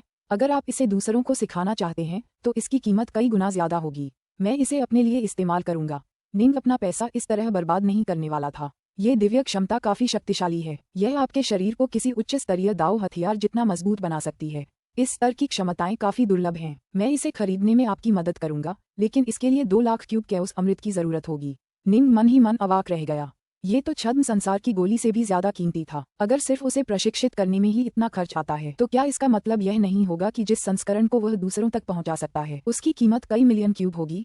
इसमें कोई आश्चर्य की बात नहीं कि वास्तेवन पैलेस के पास भी ऐसी अद्भुत तकनीक नहीं थी। बड़े बड़े कुलों और संप्रदायों को भी कई खर्च उठाने पड़ते थे। विश्व देवता नॉर्थवेस्ट ने स्वर्ण मूर्ति प्राप्त करने के बाद उसमें प्रशिक्षण लेना शुरू कर दिया, लेकिन उन्हें केवल ऊपरी और मध्य भाग तक ही पहुंच मिली थी। आमतौर पर केवल संसार दाव लॉर्ड्स को ही उच्च स्तरीय दाव हथियारों जितना मजबूत शरीर चाहिए होता है। डाउ लॉर्ड बैडलैंड्स ने कहा, सच कहूं तो मुझे नहीं पता कि तुम्हें इसे खरीदने की इतनी जल्दी क्यों है। फिर भी अब तुम्हारी कीमत 3 मिलियन क्यूब कैओस नेक्टर से भी ज्यादा है। इसे खरीदने से तुम्हें ज्यादा परेशानी नहीं होगी। निंग मुस्कुराया। हो सकता है कि वह डाउ लॉर्ड न हो, लेकिन उसका शरीर डाउ लॉर्ड जैसा जरूर था। तुम्हें और क्या चाहिए? डाउ लॉर्ड बैडलैंड्स ने पूछा। निंग ने कहा, मैंने एलिमेंटम वाटरफ्लेम लॉकी नामक एक अनंत खजाने के बारे में सुना है। मैं इसे खरीदना चाहता हूँ। ठीक है, यह वाकई एक अच्छा खजाना है। ये काफी सस्ता है, लेकिन विश्व स्तरीय विशेषज्ञों के लिए बेहद उपयोगी है। डाउ लॉर्ड बैडलैंड्स ने तुरंत सिर हिलाया। इस लॉकी के लिए लगभग 5 लाख क्यूब्स की जरूरत होगी। एलिमेंटम वाटरफ्लेम लॉकी, इसमें अग्नि मेघ बिजली और जल धुआं बिजली दोनों ही मौजूद थीं। दोनों को दाव स्तर की बिजली माना जाता था। ये दाव बिजली के 9 प्रकारों में से 2 थे जिनकी निंग को नोवेसिस थंडर तकनीक नामक बिजली की गुप्त कला में प्रशिक्षण लेने के लिए आवश्यकता थी। इस वस्तु को खरीदकर निंग इन दोनों प्रकार की बिजली का उपयोग अभी के लिए कर सकेगा और बाद में नोवेसिस थंडर में प्रशिक्षण के लिए भी इनका उपयोग कर सकेगा। एक तीर से 2 शिकार। दाव बिजली बेहद महंगी थी क्योंकि उसे पकड़ना बेहद मुश्किल था। एक प्रकार की दाव बिजली की कीमत आमतौर पर कम से कम 2 लाख क्यूब कैओस नेक्टर के बराबर होती थी। अग्नि मेघ बिजली और जल धुआं बिजली दाव बिजली के 2 काफी सामान्य प्रकार थे। दाव बिजली के कुछ दुर्लभ प्रकार ऐसे थे जो बाजार में बिल्कुल भी नहीं मिलते थे। यहाँ तक कि दाउ लॉर्ड ऑलगॉट को भी केवल 9 प्रकार की बिजली ही मिली थी जो उसके उपयोग के लिए उपयुक्त थी। पुस्तक 26, अध्याय 15, वायलेट ज्वेल्स पृष्ठभूमि। जी निंग ने बहुत पहले ही तय कर लिया था कि वह नोवेसिस थंडर गुप्त कला का प्रशिक्षण लेगा। अफसोस, जब वह ऑलगॉड एस्टेट में था तब उसे 9 प्रकार की अराजकता बिजली तक पहुंच भी नहीं थी, इसलिए उसे अभी इस तकनीक को सीखने की कोई जल्दी नहीं थी। 9 प्रकार की अराजकता बिजली में महारत हासिल करने के बाद वह इस तकनीक से 9 प्रकार की दाव बिजली में महारत हासिल करने का परीक्षण करेगा। हालांकि गुप्त कला के विवरण के अनुसार केवल विश्व स्तरीय साधक ही अराजकता बिजली का प्रशिक्षण ले सकते थे, जबकि केवल संसार दाव लॉर्ड ही दाव बिजली का प्रशिक्षण ले सकते थे। इसलिए निंग ने अभी के लिए केवल 2 प्रकार की दाव बिजली खरीदी। सच कहूं तो वह शायद सभी 9 प्रकार की बिजली खरीदने का जोखिम नहीं उठा सकता था। यहाँ तक कि दाऊ लॉर्ड ओलगॉट भी केवल 9 ही खरीद पाया था। सुनहरी मूर्ति का निचला हिस्सा और एलिमेंटम वाटरफ्लेम लॉकी, ये तो 10 लाख घन भी नहीं है। दाऊ लॉर्ड बैडलैंड्स ने निंग की ओर देखा। और भी खजाने चाहिए? मिरर स्नो पेंटिंग्स, मुझे दूसरी और चौथी पेंटिंग्स चाहिए। क्या मैं ये दोनों खरीद पाऊंगा? निंग ने पूछा। दाऊ लॉर्ड बैडलैंड्स ने निंग की ओर देखा, फिर हंसा। लगता है ओलगॉट एस्टेट की यह यात्रा तुम्हारे लिए सचमुच भाग्यशाली रही। मिरजनो पेंटिंग्स अपने भीतर सम्राट मिरजनो की विरासत समेटे हुए हैं। हालांकि उन्होंने इनमें से कुल 40 पेंटिंग्स अनंत प्रदेशों में जारी की थीं, फिर भी वहां बहुत ज्यादा साधक हैं। कैसा रहेगा? मैं दाऊ एलायंस से पूछूंगा और देखूंगा कि क्या कोई उन 2 पेंटिंग्स को बेचने को तैयार है। हालांकि मैं गारंटी नहीं दे सकता कि वे उपलब्ध होंगी। अगर हम इसे पा सकें तो कोशिश करके देखते हैं। निंग ने इसे जबरदस्ती करने की कोशिश नहीं की। और कुछ? दाऊ लॉर्ड बैडलैंड्स ने पूछा। दाऊ लॉर्ड, जरा इस पर गौर करो। निंग ने अपनी पीठ पर रखे म्यान से वायलेट ज्वेल निकाला। चूंकि दोनों 3 लाख क्यूब कैओस नेक्टर के व्यापारिक सौदे पर चर्चा कर रहे थे, इसलिए एक भी शाश्वत हथियार का कोई खास मतलब नहीं था। कुछ शाश्वत हथियारों की कीमत 10,000 क्यूब जितनी कम थी, जबकि मूल्यवान हथियारों की कीमत भी आमतौर पर कुछ लाख क्यूब ही होती थी। 10 लाख क्यूब से ज्यादा कीमत वाले शाश्वत हथियार बहुत दुर्लभ थे। ये तलवार लंबे समय से मेरे पास है। इसका पिछला मालिक मेरा बड़ा भाई नॉर्थरेस्ट था, जिसने इसका नाम वायलेट ज्वेल रखा था। निंग ने आगे कहा, मैं जानना चाहता हूँ कि यह कहाँ से आई है और देखना चाहता हूँ कि क्या मुझे इस इटर्नल तलवार के 5 और मिलते जुलते सेट मिल सकते हैं। बिल्कुल सही। चूंकि उसके पास इस्तेमाल करने के लिए 3 मिलियन क्यूब कैओस नेक्टर थे, इसलिए निंग ये सुनिश्चित करना चाहता था कि भविष्य की किसी भी लड़ाई में वह 6 अनंत हथियारों का इस्तेमाल कर सके। इससे उसकी आक्रमण शक्ति नाटकीय रूप से बढ़ जाएगी और वह दुश्मन दाऊ लॉर्ड से भी लड़ने में आत्मविश्वास महसूस करेगा। ये सब इसलिए था क्योंकि निंग नामहीन की तलवारबाजी एक ऐसी तकनीक थी जिससे एक मजबूत बचाव संभव था। अगर निंग अपनी सभी 6 तलवारों का इस्तेमाल रक्षा पर ध्यान केंद्रित करने के लिए करता, तो जब तक प्रतिद्वंद्वी बहुत ज्यादा शक्तिशाली न हो, निंग तब भी बच सकता था। ओह, वायलेट ज्वेल! दाऊ लॉर्ड बैडलैंड्स ने तलवार स्वीकार की, फिर धीरे से उसकी धार पर हाथ फेरा। ऐसा करते ही निंग ने वायलेट ज्वेल के सारतत्व में छिपी तलवार इच्छा पर अपना नियंत्रण छोड़ दिया और उसकी क्रूर रक्तपिपासु आभा को बाहर की ओर बहने दिया। बिल्कुल, ये सचमुच वायलेट ज्वेल है। दाऊ लॉर्ड बैडलैंड्स ने सिर हिलाया। क्या ये सचमुच है? निंग हैरान था। यह एक मध्यम श्रेणी का शाश्वत हथियार माना जाएगा। दाऊ लॉर्ड बैडलैंड्स हंसा। एक बार जब आप प्रथम चरण के दाऊ लॉर्ड बन जाएंगे तो आप इस शाश्वत हथियार की पूरी शक्ति का उपयोग कर पाएंगे। फिलहाल जब तक आप विश्व स्तर पर हैं, यह आपके लिए इस्तेमाल करने के लिए पर्याप्त से ज्यादा होगा। निंग ने सिर हिलाया। सच तो ये है कि निंग के लिए निम्न श्रेणी, मध्यम श्रेणी, उच्च श्रेणी और उच्च श्रेणी के अनंत हथियार सब एक जैसे ही थे। अगर किसी अनंत हथियार के मूल में निहित तलवार आशय बहुत शक्तिशाली होता, तो निंग उसका ज्यादा इस्तेमाल नहीं कर पाता। जैसा कि दाऊ लॉर्ड बैडलैंड्स ने कहा था, निंग शायद वायलेट ज्वेल की शक्ति को पूरी तरह से तभी प्रकट कर पाएगा जब वह प्रथम चरण का दाऊ लॉर्ड बनेगा। भले ही निंग को एक उच्च श्रेणी की अनंत तलवार दी गई हो, फिर भी वह अभी उसकी शक्ति का अधिक उपयोग नहीं कर पाएगा। तुमने कहा था कि इस तलवार के पिछले मालिक ने इसे वायलेट ज्वेल कहा था। ये नाम उसने यूं ही नहीं चुना था, दाऊ लॉर्ड बैडलैंड्स ने कहा। ये नाम उस शाश्वत सम्राट ने दिया था जिसने इसे गढ़ा था। यह एक शाश्वत सम्राट द्वारा जाली था। निंग काफी उत्सुक था। बहुत समय पहले वह शाश्वत सम्राट दाऊ गठबंधन का एक सम्राट था। हालांकि उसने बहुत पहले ही अंतहीन अंधकार में प्रवेश करने का निर्णय लिया था। उसका नाम सम्राट वायलेट माउंट था। अंतहीन प्रदेशों को छोड़कर अंतहीन अंधकार में प्रवेश करने से पहले उसने एक बहुत लंबा समय बिताया और कुल मिलाकर 99 मध्यम श्रेणी के शाश्वत हथियार बनाए, जिन्हें उसने वायलेट ज्वेल नाम दिया। 9 उच्च श्रेणी के शाश्वत हथियार बनाए, जिन्हें उसने ब्लडपीक नाम दिया, और एक भयानक हथियार बनाया जिसमें तलवार के दाव के बारे में उसकी सभी अंतर्दृष्टियां समाहित थीं, जिसे उसने वायलेट माउंट तलवार नाम दिया। ये सुनकर निंग अवाक रह गया। 99 वायलेट ज्वेल तलवारें, 9 ब्लडपीक तलवारें, एक वायलेट माउंट तलवार, ये सब सम्राट वायलेट माउंट द्वारा किया गया था। तो आप 5 और वायलेट ज्वेल्स खरीदना चाहते हैं? दाऊ लॉर्ड बैडलैंड्स ने पूछा। हाँ, मैं आदर्श रूप से उनमें से 5 खरीदना चाहूंगा। निंग ने सिर हिलाया।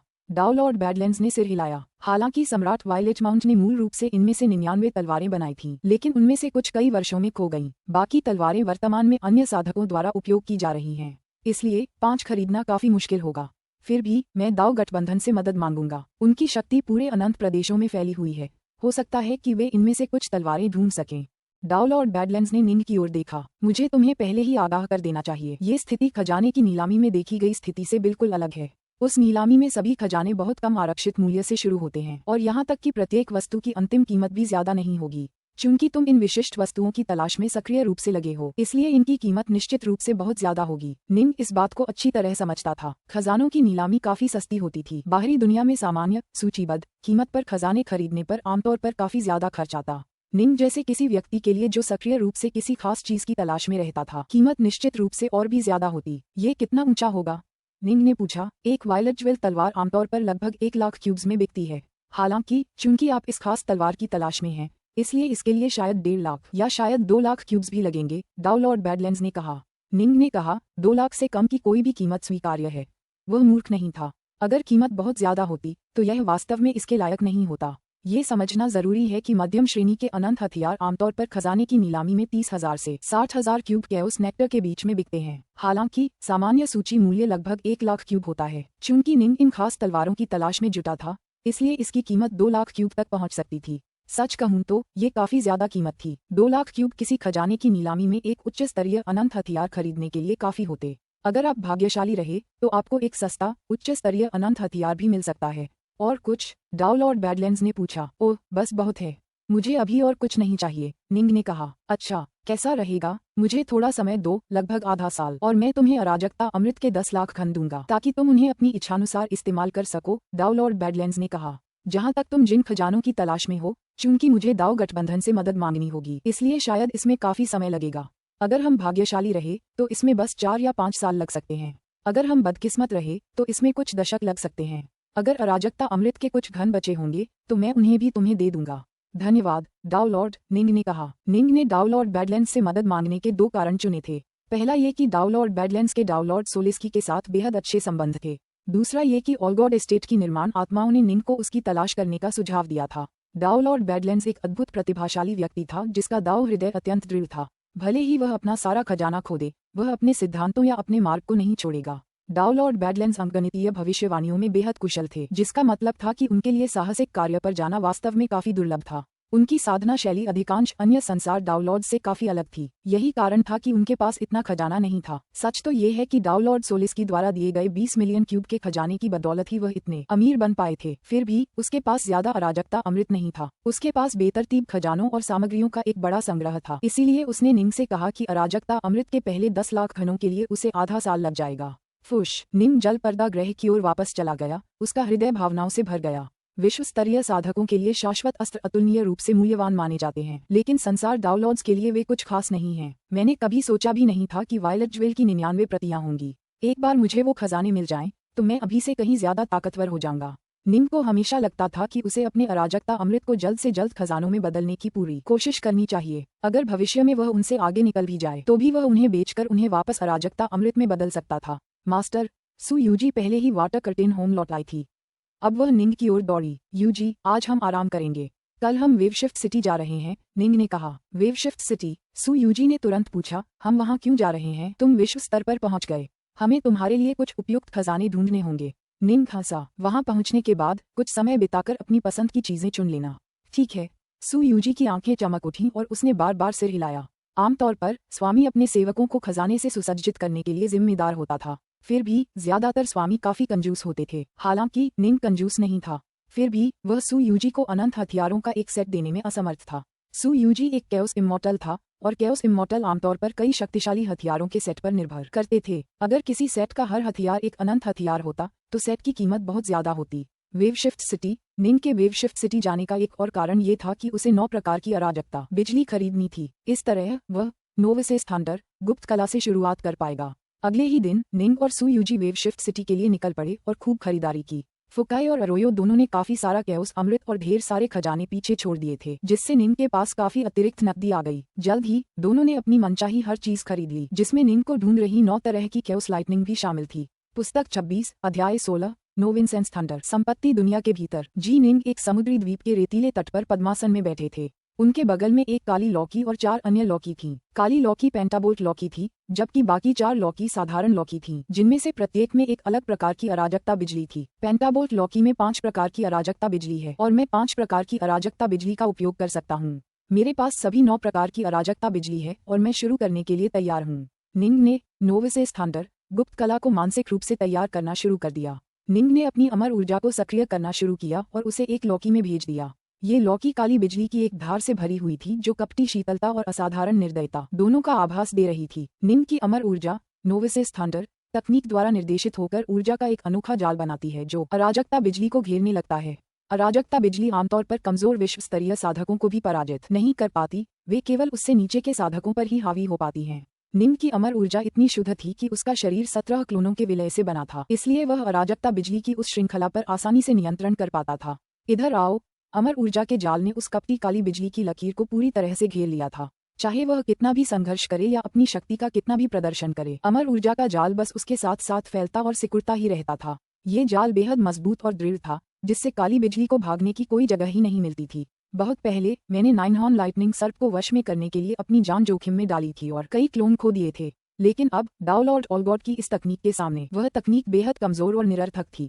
निंग आह भरने के अलावा कुछ नहीं कर सका। डाओ लॉर्ड ऑलगॉड की तकनीक एक अविश्वसनीय रूप से बुद्धिमान मछुआरे जैसी थी, जिसमें बिजली उसकी मछली थी। बिजली चाहे जितना भी संघर्ष करे या छटपटाए, वह तकनीक के नियंत्रण से बच नहीं सकती थी। हालांकि बिजली पर नियंत्रण पाना ही इस गुप्त कला का सबसे सरल प्रारंभिक बिंदु था। फुश। अमर ऊर्जा का जाल काली बिजली की लकीर के चारों ओर लिपट गया और उसे निंग के शरीर में खींच लिया। जल्द ही वह अराजकता के दायरे में खींच गया जो अब निंग के अंदर मौजूद था। जिंदन का अराजकता क्षेत्र एक धुंधला क्षेत्र था। इसके ठीक बीचों बीच एक शानदार ढंग से फलता फूलता दाव वृक्ष खड़ा था, जिसकी ऊंचाई 60,000 मीटर से भी ज्यादा थी। बिजली का सार। आकार ले लो। इस अराजक क्षेत्र के एक कोने में मौजूद अराजकता के कीचड़ में अमर ऊर्जा लहराने लगी, आकार लेने लगी और एक विशाल संरचना में तब्दील हो गई। काली बिजली की एक किरण उस संरचना पर गुस्से से गरज उठी।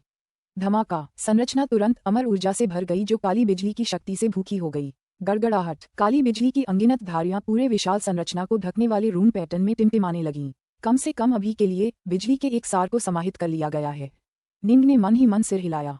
बिजली के सार को स्थापित करना वास्तव में काफी सरल था। सबसे कठिन हिस्सा उन्हें मिलाकर नोवेसेंस थंडर गुप्त कला को प्रकट करना था। उसे सभी 9 प्रकार की अराजकता बिजली को उसी तरह मिलाना होगा जैसे एक गोली बनाने के लिए कई अवयवों को मिलाया जाता है, तभी यह जटिल गुप्त कला प्रयोग योग्य बन पाएगी। ये बिजली के सार को बनाने से हजारों गुना ज्यादा कठिन होगा।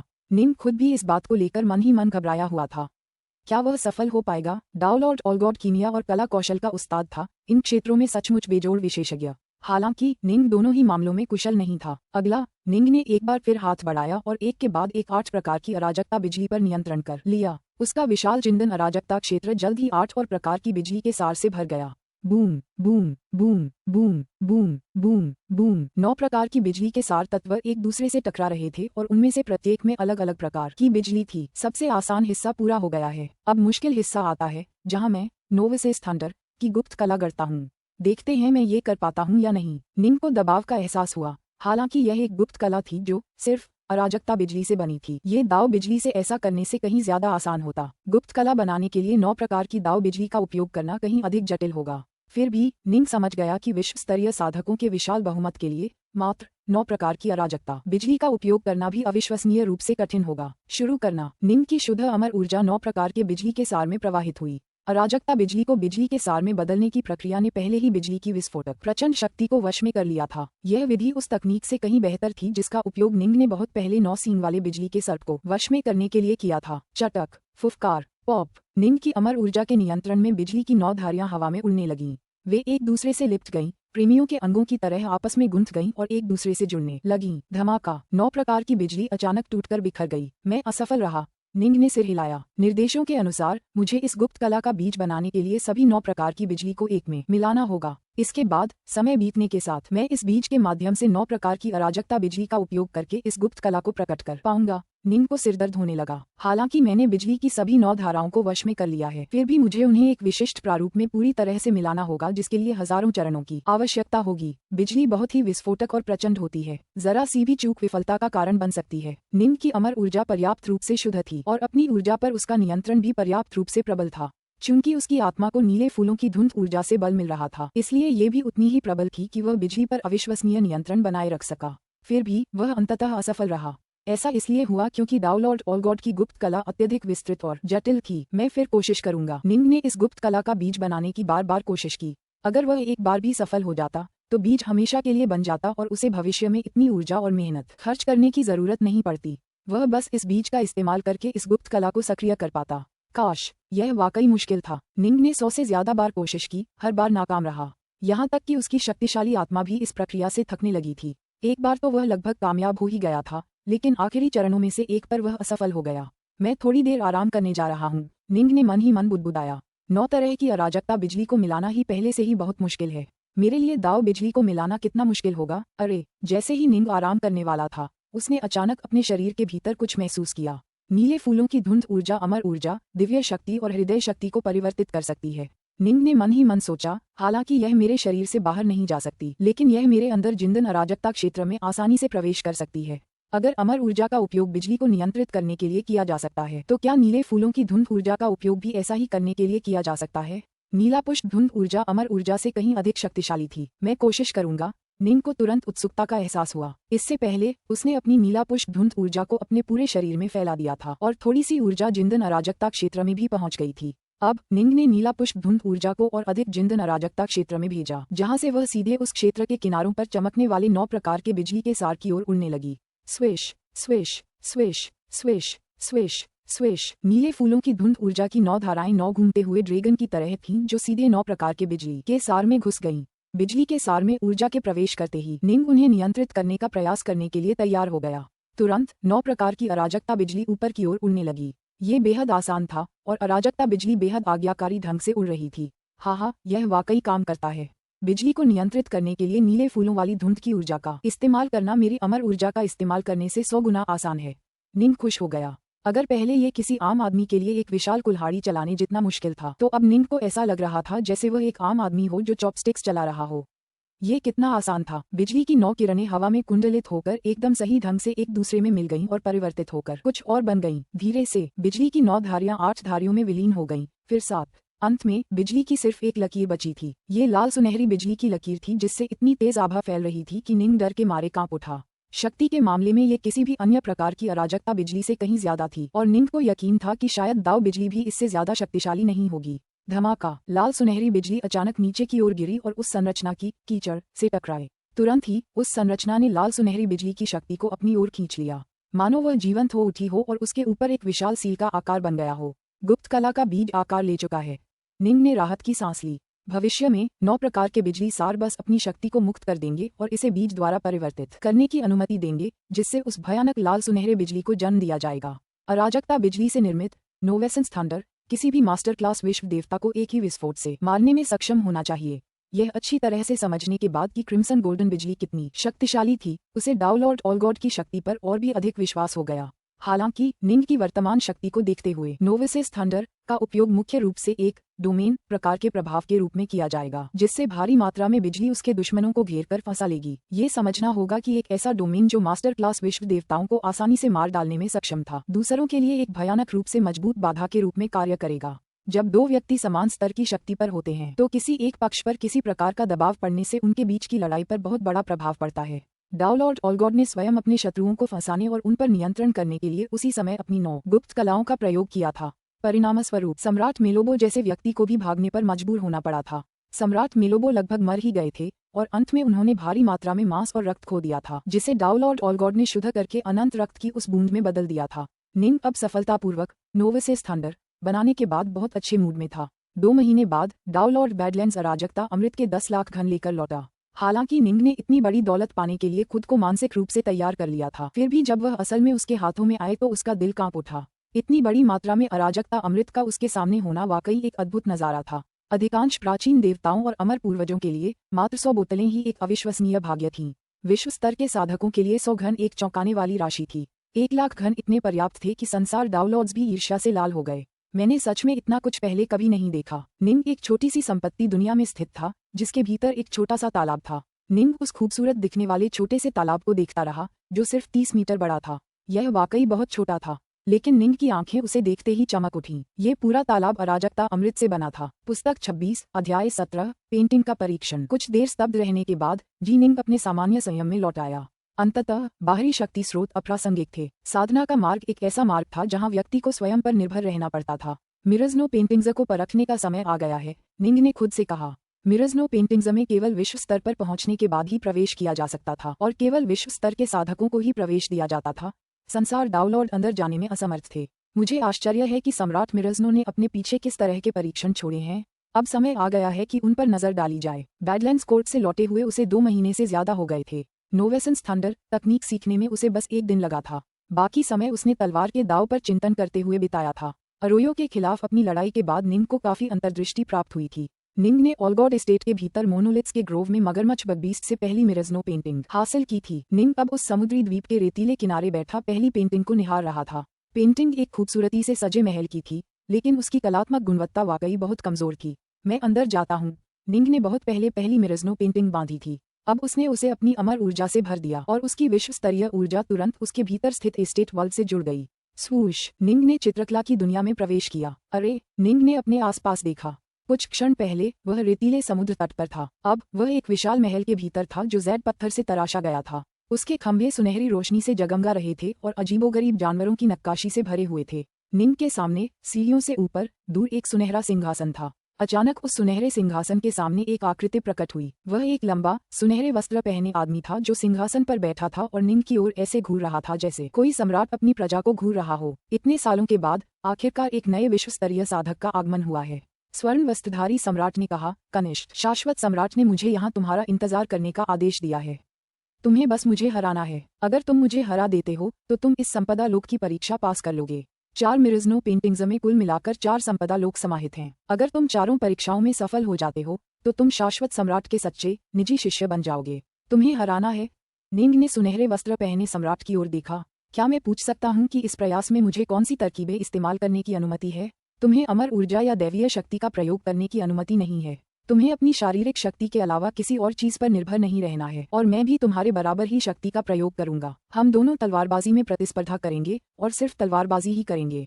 हम दोनों में से कोई भी दैवीय क्षमताओं, गुप्त कलाओं या किसी और चीज का प्रयोग नहीं करेगा। स्वर्ण वस्त्रधारी सम्राट ने कहा, अगर तुम मुझे हरा सकते हो तो तुम जीत जाओगे। निंग अब समझ गया, यह उसकी तलवारबाजी की परीक्षा थी। चारों चित्र 4 बड़ी चुनौतियों का प्रतिनिधित्व करते थे। डाउलॉर्ड विंसोस के शिष्य के पास तीसरी पेंटिंग बहुत लंबे समय तक उपलब्ध रही, लेकिन फिर भी वह उसकी परीक्षा पास नहीं कर पाया। यह इस बात का प्रमाण था कि परीक्षा कितनी कठिन होगी। तो आओ। निंग के हाथों में एक फ्रॉस्टिस तलवार प्रकट हुई। बहुत अच्छा। सुनहरे वस्त्र पहने सम्राट खड़े हो गए। उनके हाथों में एक चौड़ी सुनहरी तलवार भी दिखाई दी। वे धीरे धीरे सीढ़ियों से नीचे उतरे। जैसे जैसे वे नीचे उतरते गए उनकी आभा बढ़ती गई। ऐसा लग रहा था मानो वे ही इस दुनिया के एकमात्र सम्राट हों, मानो हर चीज उनके सामने नतमस्तक हो। निंग का चेहरा थोड़ा तनावग्रस्त हो गया।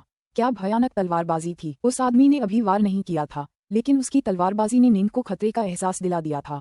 महान आकाशीय रुख। निंग ने अपनी चाल चली। उसके हाथ में मौजूद फ्रॉस्टिस तलवार ने वार किया, जिससे पूरा महल तलवार की रोशनी के अंतहीन धुंध में डूब गया जिसने सब कुछ ढक लिया। हालांकि ग्रेट फिर्मामेंट मुद्रा नामहीन तलवार कला की तीसरी मुद्रा थी, लेकिन यह एक संपूर्ण तलवार जगत का प्रतिनिधित्व करती थी। जैसे जैसे निंग की तलवार कला और साधना में सुधार होता गया, उसकी तलवार जगत भी स्वाभाविक रूप से और अधिक शक्तिशाली होती गई। अंतहीन प्रतीत होने वाला तलवारों का संसार एक विशाल जाल की तरह था जो स्वर्ण वस्त्रधारी सम्राट को पूरी तरह से घेरे हुए था। हुआंग। अचानक तलवार की गरज की आवाज से पूरा महल गूंज उठा, मानो तलवार की रोशनी की एक सुनहरी लकीर उस अंतहीन तलवार की दुनिया को चीरती हुई निकल गई हो। ऐसा लगा जैसे भोर के उगते सूरज ने दुनिया पर अपनी पहली किरण बिखेरी हो और इसने निंग की तलवारबाजी को पूरी तरह से चकनाचूर कर दिया। निंग बमुश्किल अपनी तलवार से इस हमले को रोक पाया, लेकिन टक्कर के जोर से वह पीछे की ओर उछलकर गिर पड़ा। धमाक। वह सीधे नीचे बंद गेट से टकराया, जिससे एक जोरदार धमाका हुआ। क्या प्रभावशाली तलवार कला है। निंग सचमुच दंग रह गया। यह एक ऐसी तलवारबाजी थी जो अरोयो की कृपाण कला जितनी ही प्रभावशाली थी। निंग अरोयो को इतनी आसानी से इसलिए हरा पाया क्योंकि उसे नीले फूलों वाली धुंध की ऊर्जा का बल मिल रहा था। अगर उसकी गति और ताकत में जबरदस्त बढ़त न होती और उसे सिर्फ अपनी तलवारबाजी पर निर्भर रहना पड़ता तो वह अरोयो की कृपाण कला को इस तरह हरा नहीं पाता। काट। सुनहरे वस्त्र पहने सम्राट ने एक और कदम आगे बढ़ाया और एक बार फिर उस विशाल भव्य तलवार से वार किया। उसकी तलवार की रोशनी जोर से चमक रही थी और ऐसा लग रहा था मानो इस वार को कोई नहीं रोक सकता। फुस। निंग के हाथों में फ्रॉस्टिस तलवार अचानक एक काले छेद में बदल गई, जो दुश्मन के वार की ताकत को कम करके उसे परास्त करने की कोशिश कर रही थी। हालांकि निंग को आभास हो गया था कि उसके प्रतिद्वंद्वी की तलवार इतनी प्रभावशाली और शक्तिशाली थी कि वह उसे हिला भी नहीं सकता था, बल्कि उसकी अपनी 16 मुद्रा टूट गई थी। एक बार फिर टक्कर के बल से निंग पीछे की ओर उड़ गया। इस लड़ाई में वह पूरी तरह से पराजित हो रहा था। सच तो ये था कि कच्ची तलवारबाजी के मामले में निंग उस्ताद विश्व देवताओं के स्तर का नहीं था। हालांकि उसके पास नामहीन तलवारबाजी और क्विंटेसेंस स्वॉर्ड इंटेंट थी, फिर भी वह फॉगस्टोन के स्टार लॉर्ड के बराबर ही था। सम्राट मिरजनो द्वारा छोड़ी गई इस परीक्षा के लिए वह बिल्कुल भी योग्य नहीं था। केवल एक अत्यंत प्रतिभाशाली व्यक्ति ही सम्राट मिरजनो का निजी शिष्य बनने के योग्य होगा। पहले एस्टेट वर्ल्ड के स्वर्ण वस्त्रधारी सम्राट की तलवारबाजी अविश्वसनीय रूप से गहन थी। संभवतः अरोयो की कृपाण कला भी उसकी तुलना में थोड़ी कम परिपक्व थी। आखिरकार संसार ग्राइंडर्स पर अपनी सफलता प्राप्त करने के कुछ ही समय बाद अरोयो की मृत्यु हो गई थी। उसके पास अपनी उपलब्धियों को स्थिर करने और आगे बढ़ाने के लिए पर्याप्त समय नहीं था। इस स्वर्ण वस्त्रधारी सम्राट की तलवारबाजी अत्यंत परिष्कृत और बिल्कुल दोषरहित थी। वे वास्तव में बेदाग पूर्णता के स्तर तक पहुंच चुकी थीं। अद्भुत, अद्भुत। निंग पहली संपत्ति दुनिया से उभरा, उसके चेहरे पर खुशी का भाव था। इस आखिरी युद्ध के दौरान उसे 60 से ज्यादा बार दीवारों, पत्थर के खंभों, दरवाजों और सीढ़ियों से टकराकर उड़ा दिया गया था। फिर भी निंग को बस शुद्ध आनंद का अनुभव हो रहा था। उसने तलवार के हॉल में 3000 साल ध्यान करते हुए बिताए थे, लेकिन उसे वास्तविक युद्ध अनुभव की सख्त जरूरत थी। आप चाहे कितना भी समय ध्यान और प्रशिक्षण में बिताएं, अगर आपको वास्तविक युद्ध अनुभव नहीं है तो आपकी तकनीक में हमेशा कमियां रहेंगी। मिरज़नो पेंटिंग की दुनिया में निंग को एक ऐसा प्रतिद्वंद्वी मिला जो विश्व स्तरीय तलवारबाजी के शिखर पर पहुंच चुका था। इस लड़ाई ने निंग को अपनी तलवारबाजी की कई खामियों का साफ अंदाजा दे दिया था। भले ही मैं सम्राट मिरज़नो का शिष्य न बन पाऊं, लेकिन ये तथ्य कि अब मेरे पास तलवार के दाव का एक अविश्वसनीय विशेषज्ञ है जो जब चाहूं मुझसे मुकाबला कर सकता है, मेरे लिए अमूल्य है। बेशक निंग बहुत खुश था। मुझे तीसरे एस्टेट दुनिया पर एक नजर डालने दो। निंग ने वह पेंटिंग निकाली जो उसने विंसोस खंडहर से हासिल की थी। निंग पेंटिंग की दुनिया में दाखिल हुआ। उसने खुद को एक ऐसी दुनिया में पाया जहां एक खूबसूरत पहाड़, एक झरना जो मानो स्वर्ग से ही गिर रहा हो, और उसके बगल में बहती खूबसूरत नदियां थीं। निंग ने तुरंत दूर भूरे वस्त्र पहने मछुआरे को देखा। मछुआरा बस वहीं बैठा मछलियां पकड़ रहा था। आखिरकार एक नया विश्व स्तरीय साधक। मछुआरा इत्मीनान से खड़ा हुआ, फिर शांति से बोला, मैं यहाँ शाश्वत सम्राट के आदेश पर प्रतीक्षा कर रहा था। तुम्हें अमर ऊर्जा, दिव्य शक्ति, दिव्य क्षमताओं या गुप्त कलाओं का उपयोग करने की अनुमति नहीं है। मैं तलवारबाजी प्रतियोगिता में उतनी ही शक्ति का उपयोग करूंगा जितनी तुम्हारी है। समझ गया? निंग ने सिर हिलाया। तो आओ। मछुआरे की मछली पकड़ने वाली छड़ी अचानक सिकुड़कर केवल 3 फीट लंबी रह गई और उसने उसे सीधे निंग की ओर इशारा किया। निंग को पूरी तरह से कुचल दिया गया और नष्ट कर दिया गया। तीसरे स्तंभ की दुनिया का मछुआरा अद्भुत था। उसकी तलवारबाजी आसमान में बादलों की तरह थी, जिनकी चाल और रूपांतरण पूरी तरह से अप्रत्याशित थे। उसकी तलवारबाजी की शक्ति पूरी तरह से अक्षय लग रही थी और वह एक के बाद एक वार कर रहा था। निंग को अपनी रक्षात्मक क्षमताओं पर पूरा भरोसा था, लेकिन अंततः वह मछुआरे के हमलों से बचाव करने में असमर्थ रहा।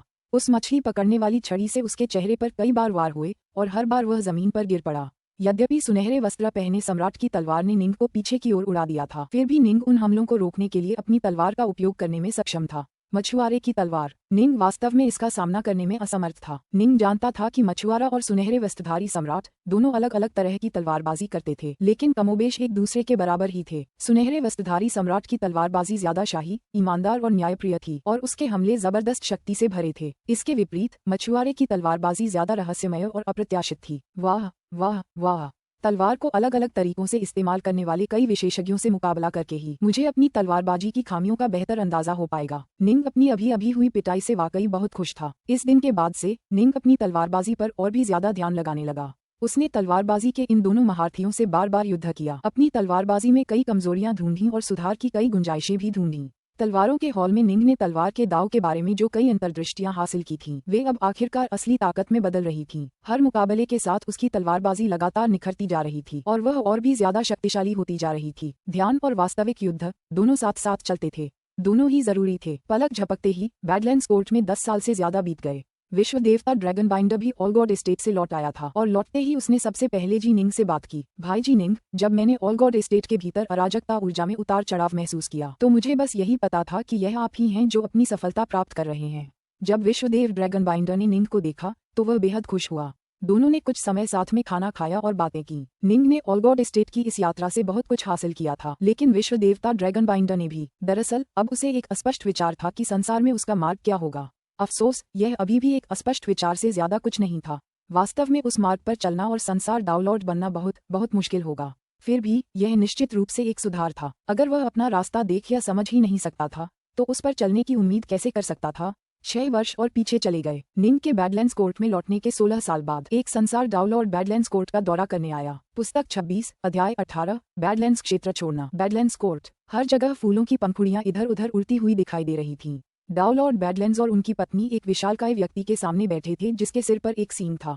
मुझे उम्मीद नहीं थी कि आपको व्यक्तिगत रूप से इस मिशन की सुरक्षा का काम सौंपा जाएगा, बड़े भाई फुसू। डाउनलॉर्ड बैडलैंड्स मुस्कुराते हुए बोले, मैं वैसे भी ट्राइक्लोपियन थंडरसी जाने की योजना बना रहा था, इसीलिए दाव एलायंस ने मुझे इन खजानों को ले जाने में मदद करने के लिए कहा था। डाउनलॉर्ड फुसू मुस्कुराया। आपने जिन खजानों का अनुरोध किया था उनमें स्वर्ण मूर्ति की दिव्य क्षमता, कुछ मध्यम श्रेणी के शाश्वत हथियार और मिरज़नो पेंटिंग शामिल थे। मुझे लगता है कि आप इन्हें अपने किसी शिष्य के लिए खरीद रहे होंगे, है ना? आपको पता है, आपको उन्हें सचमुच बाहर जाकर अपना भाग्य तलाशने के लिए मजबूर करना चाहिए। आप किसी शिष्य पर चाहे कितना भी एहसान करें, आप उसे इस हद तक बिगाड़ नहीं सकते। बड़े भाई फुसू, आप मुझे बहुत ऊंचा समझते हैं। मैं सिर्फ एक शिष्य की मदद के लिए इतना पैसा कैसे खर्च कर सकता हूँ?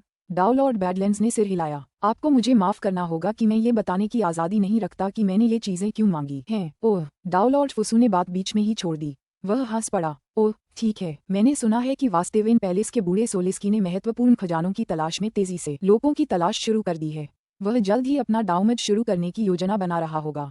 मैंने सुना है कि वह वास्तव में आपके बैडलैंड्स क्षेत्र में आ गया है।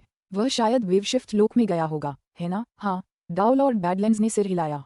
यह कोई राज नहीं था। कई संसार डाउलॉर्ड्स ने पहले ही सच्चाई का अंदाजा लगा लिया था और थोड़ी सी भविष्यवाणी ही यह साबित करने के लिए काफी होगी कि शायद यही सच है। वह बूढ़ा आखिरकार अपना दाउमज शुरू करने को तैयार है। डाउलॉर्ड फुसू ने आह भरी। फिर भी ये बात तो सही है। उनके वास्तेवेन महल ने अभी अभी एक नए संसार दाउलॉर्ड को जन्म दिया है और दाउलॉर्ड सरदार भी चौथे चरण में पहुंच गया है। अगर बूढ़ा सोलिस्की अपना दाउमज विफल भी कर देता है तो भी वह कुछ समय तक वास्तेवेन महल की रक्षा कर पाएगा, इससे पहले कि वह मर जाए और उसका दाव लुप्त हो जाए। इस दौरान वास्तेवेन महल काफी शक्तिशाली हो जाएगा। डाउलॉर्ड बैडलैंड्स ने धीरे से सिर हिलाया। जब कोई दाउमज में असफल होता है तो उसकी सच्ची आत्मा धीरे धीरे क्षीण होने लगती है। हालांकि दाउमज के कगार पर मौजूद दाउलॉर्ड्स कितने दुर्जय होते हैं, इसे देखते हुए सच्ची आत्मा को वास्तव में नष्ट होने में आमतौर पर बहुत लंबा समय लगता है। ये समझना होगा कि विश्व देवता नॉर्थरेस्ट भी अपनी सच्ची आत्मा के नष्ट होने से वास्तव में मरने से पहले लगभग एक पूर्ण अराजकता चक्र को सहन करने में सक्षम थे। कगार पर मौजूद वे प्राचीन शक्तियां बहुत लंबे समय तक टिकी रह सकती थीं, लेकिन जाहिर है अगर वे पागल हो गए और अपने आसपास के सभी लोगों पर हमला करने लगे तो वे और भी जल्दी मर जाएंगे। फिर भी जो डाउलॉर्ड्स अपने डाउमज में नाकाम रहे थे उनका मरना तय था। यही वजह है कि उनका सामना करना बेहद खतरनाक होता है। कुछ तो बेतहाशा नरसंहार करते और ऐसे काम करते जो वे आमतौर पर किसी भी वजह से करने की हिम्मत नहीं करते। भला कौन उनके जैसे पागलों का विरोध करने की हिम्मत करेगा? मुझे उससे ईर्ष्या होती है। मुझे आश्चर्य है कि मुझे भी अपना बोझ एक तरफ रखकर अपने दाउमज तक पहुँचने में कितना समय लगेगा। डाउलॉर्ड फुसू ने आह भरी। मेरी पूरी जाति की समृद्धि मेरे कंधों पर टिकी है। हालांकि मेरी जाति के पास एक और संसार दाउलॉर्ड है, फिर भी वह अभी भी पहले चरण पर ही है, जबकि उसके उत्थान के बाद से एक पूरा अराजकता चक्र बीत चुका है। वह अभी भी दूसरे चरण तक नहीं पहुंच पाया है। मुझे डर है कि उसकी क्षमता सीमित है और उसमें हमारी जाति की रक्षा करने की शक्ति नहीं होगी। बड़े भाई फुसू, शायद तुम्हें अचानक कोई ऐसी सफलता मिल जाए जिससे तुम अपने दाउमज में स्वाभाविक रूप से और आसानी से सफल हो सको। जब ऐसा होगा तो तुम्हें अनंत काल की प्राप्ति होगी। डाउलॉर्ड बैडलैंड्स ने कहा। अनंत काल प्राप्त करें? पूरे दाव गठबंधन में शाश्वत सम्राटों की संख्या 2 उंगलियों पर गिनी जा सकती है। डाउलॉर्ड फुसू ने अपना सिर हिलाया। बस हो गया, अब मैं तुम्हें वो खजाने दे दूं जिन्हें मैं यहाँ तक लाया हूँ। दाव गठबंधन ने जो कीमत मांगी थी वह कुल 18.1 लाख घन अराजकता अमृत थी। 1.81 मिलियन क्यूब। डाउलॉर्ड बैडलैंड्स ने सिर हिलाया। अराजकता अमृत तुरंत उसकी संपत्ति दुनिया से बाहर निकलने लगा और डाउलॉर्ड फुसू की ओर उड़ने से पहले स्वतः ही कुल 181 मिलियन क्यूब में बट गया। डाउलॉर्ड फुसू उसी दिन वहां से निकलकर ट्राइक्लोपियन थंडरसी की ओर रवाना हो गया। उस रात देर से डाउलॉर्ड बैडलैंड्स ने जी निंग से मिलने के लिए वाटर कर्टेन होम का व्यक्तिगत दौरा किया। डाउलॉर्ड, निंग चौंक गया। डाउलॉर्ड, अगर तुम्हें किसी चीज की जरूरत है तो बस किसी से मुझे खबर भिजवा दो। मैंने आपके द्वारा खोजे गए खजानों को ढूंढने की प्रक्रिया लगभग पूरी कर ली है। डाउलॉर्ड बैडलैंड्स ने कहा। मेरे पास स्वर्ण मूर्ति, एक एलिमेंटम जलजमाव लौकी और 5 बैंगनी रत्न हैं। मिरजनो पेंटिंग्स ढूंढना थोड़ा मुश्किल था क्योंकि बहुत कम लोग उन्हें एक बार पाने के बाद बेचने को तैयार होते हैं। मैं आपके लिए केवल दूसरी पेंटिंग की एक प्रति ही खरीद पाया। ये काफी है, निंग ने जल्दी से कहा। निंग ने पहले ही अनुमान लगा लिया था कि ज्यादातर बैंगनी रत्न शायद संसार दाउलॉर्ड्स के हाथों में पड़ गए होंगे। उनके लिए लगभग 2 लाख खनों वाले अराजकता अमृत के बदले एक मध्यम श्रेणी का शाश्वत हथियार बेचना एक बेहद शानदार सौदा था। वे आसानी से एक और शक्तिशाली तलवार और साथ ही अपनी जरूरत के दूसरे खजाने खरीद सकते थे। निंग को इस बात पर जरा भी आश्चर्य नहीं हुआ कि उन्हें उसकी जरूरत की 5 प्रतियां मिल गईं। अफसोस, मिरजनो पेंटिंग अलग थी। यह आमतौर पर विश्व स्तरीय साधकों के हाथों में थी और उन साधकों के लिए ये पेंटिंग एक अनमोल अवसर का प्रतिनिधित्व करती थी। बहुत कम लोग किसी शाश्वत सम्राट के निजी शिष्य बनने के अवसर को बेचने को तैयार होते। दरअसल दाव गठबंधन को ये भी पता नहीं था कि ज्यादातर पेंटिंग्स किसके पास हैं, क्योंकि ज्यादातर विश्व स्तरीय साधक अपने स्वामित्व को गुप्त रखते थे। अगर हम इसे गोल कर दें तो कुल कीमत लगभग 18 लाख क्यूब होगी। डाउलॉर्ड बैडलैंड्स ने कहा। मैंने तुम्हें पहले ही 10 लाख क्यूब दे दिए थे, अब मैं तुम्हें 2 लाख क्यूब और देता हूँ, साथ ही ये खजाने भी।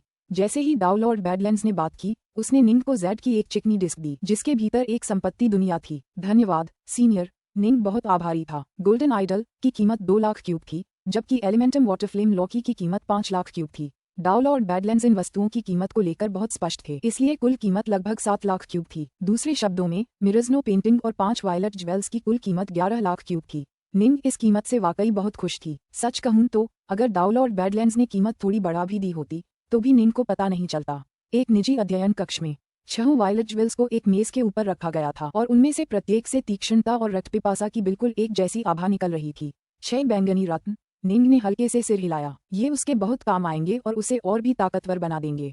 इन 6 तलवारों के साथ मैं अपनी वर्तमान शक्ति से कई गुना ज्यादा शक्तिशाली हो जाऊंगा। मैं पहले चरण के संसार डाउनलॉर्ड को अच्छी टक्कर दे सकूंगा। अगर मैं उन्हें हरा भी न सकूं तो भी मैं बच निकलने लायक ताकतवर रहूंगा। जब निंग ने मिरजनो पेंटिंग की तीसरी संपदा दुनिया में मछुआरे के खिलाफ लड़ाई लड़ी थी तो वह अंततः मछुआरे की छड़ी के खिलाफ बचाव करने में असमर्थ रहा था। हालांकि निंग जानता था कि इसकी एक बड़ी वजह ये थी कि वह सिर्फ एक ही तलवार इस्तेमाल कर रहा था। अगर उसके पास 6 तलवारें होती तो कहा जा सकता था कि वह 16 तलवारों से भी बचाव कर सकता था और उन्हें अपने ऊपर हमला करने से रोक सकता था। सिर्फ एक तलवार से निंग लगभग वायुरोधी रक्षा व्यवस्था बना पाया था। 6 तलवारों के एक साथ काम करने से ऐसा लगता था मानो वह विशाल बकलरों से घिरा और सुरक्षित हो। 16 हॉट मुद्रा पर निंग के पूर्ण नियंत्रण को देखते हुए उसकी रक्षा व्यवस्था में कोई कमी नहीं होगी। एलिमेंटम वाटर फ्लेम लॉकी।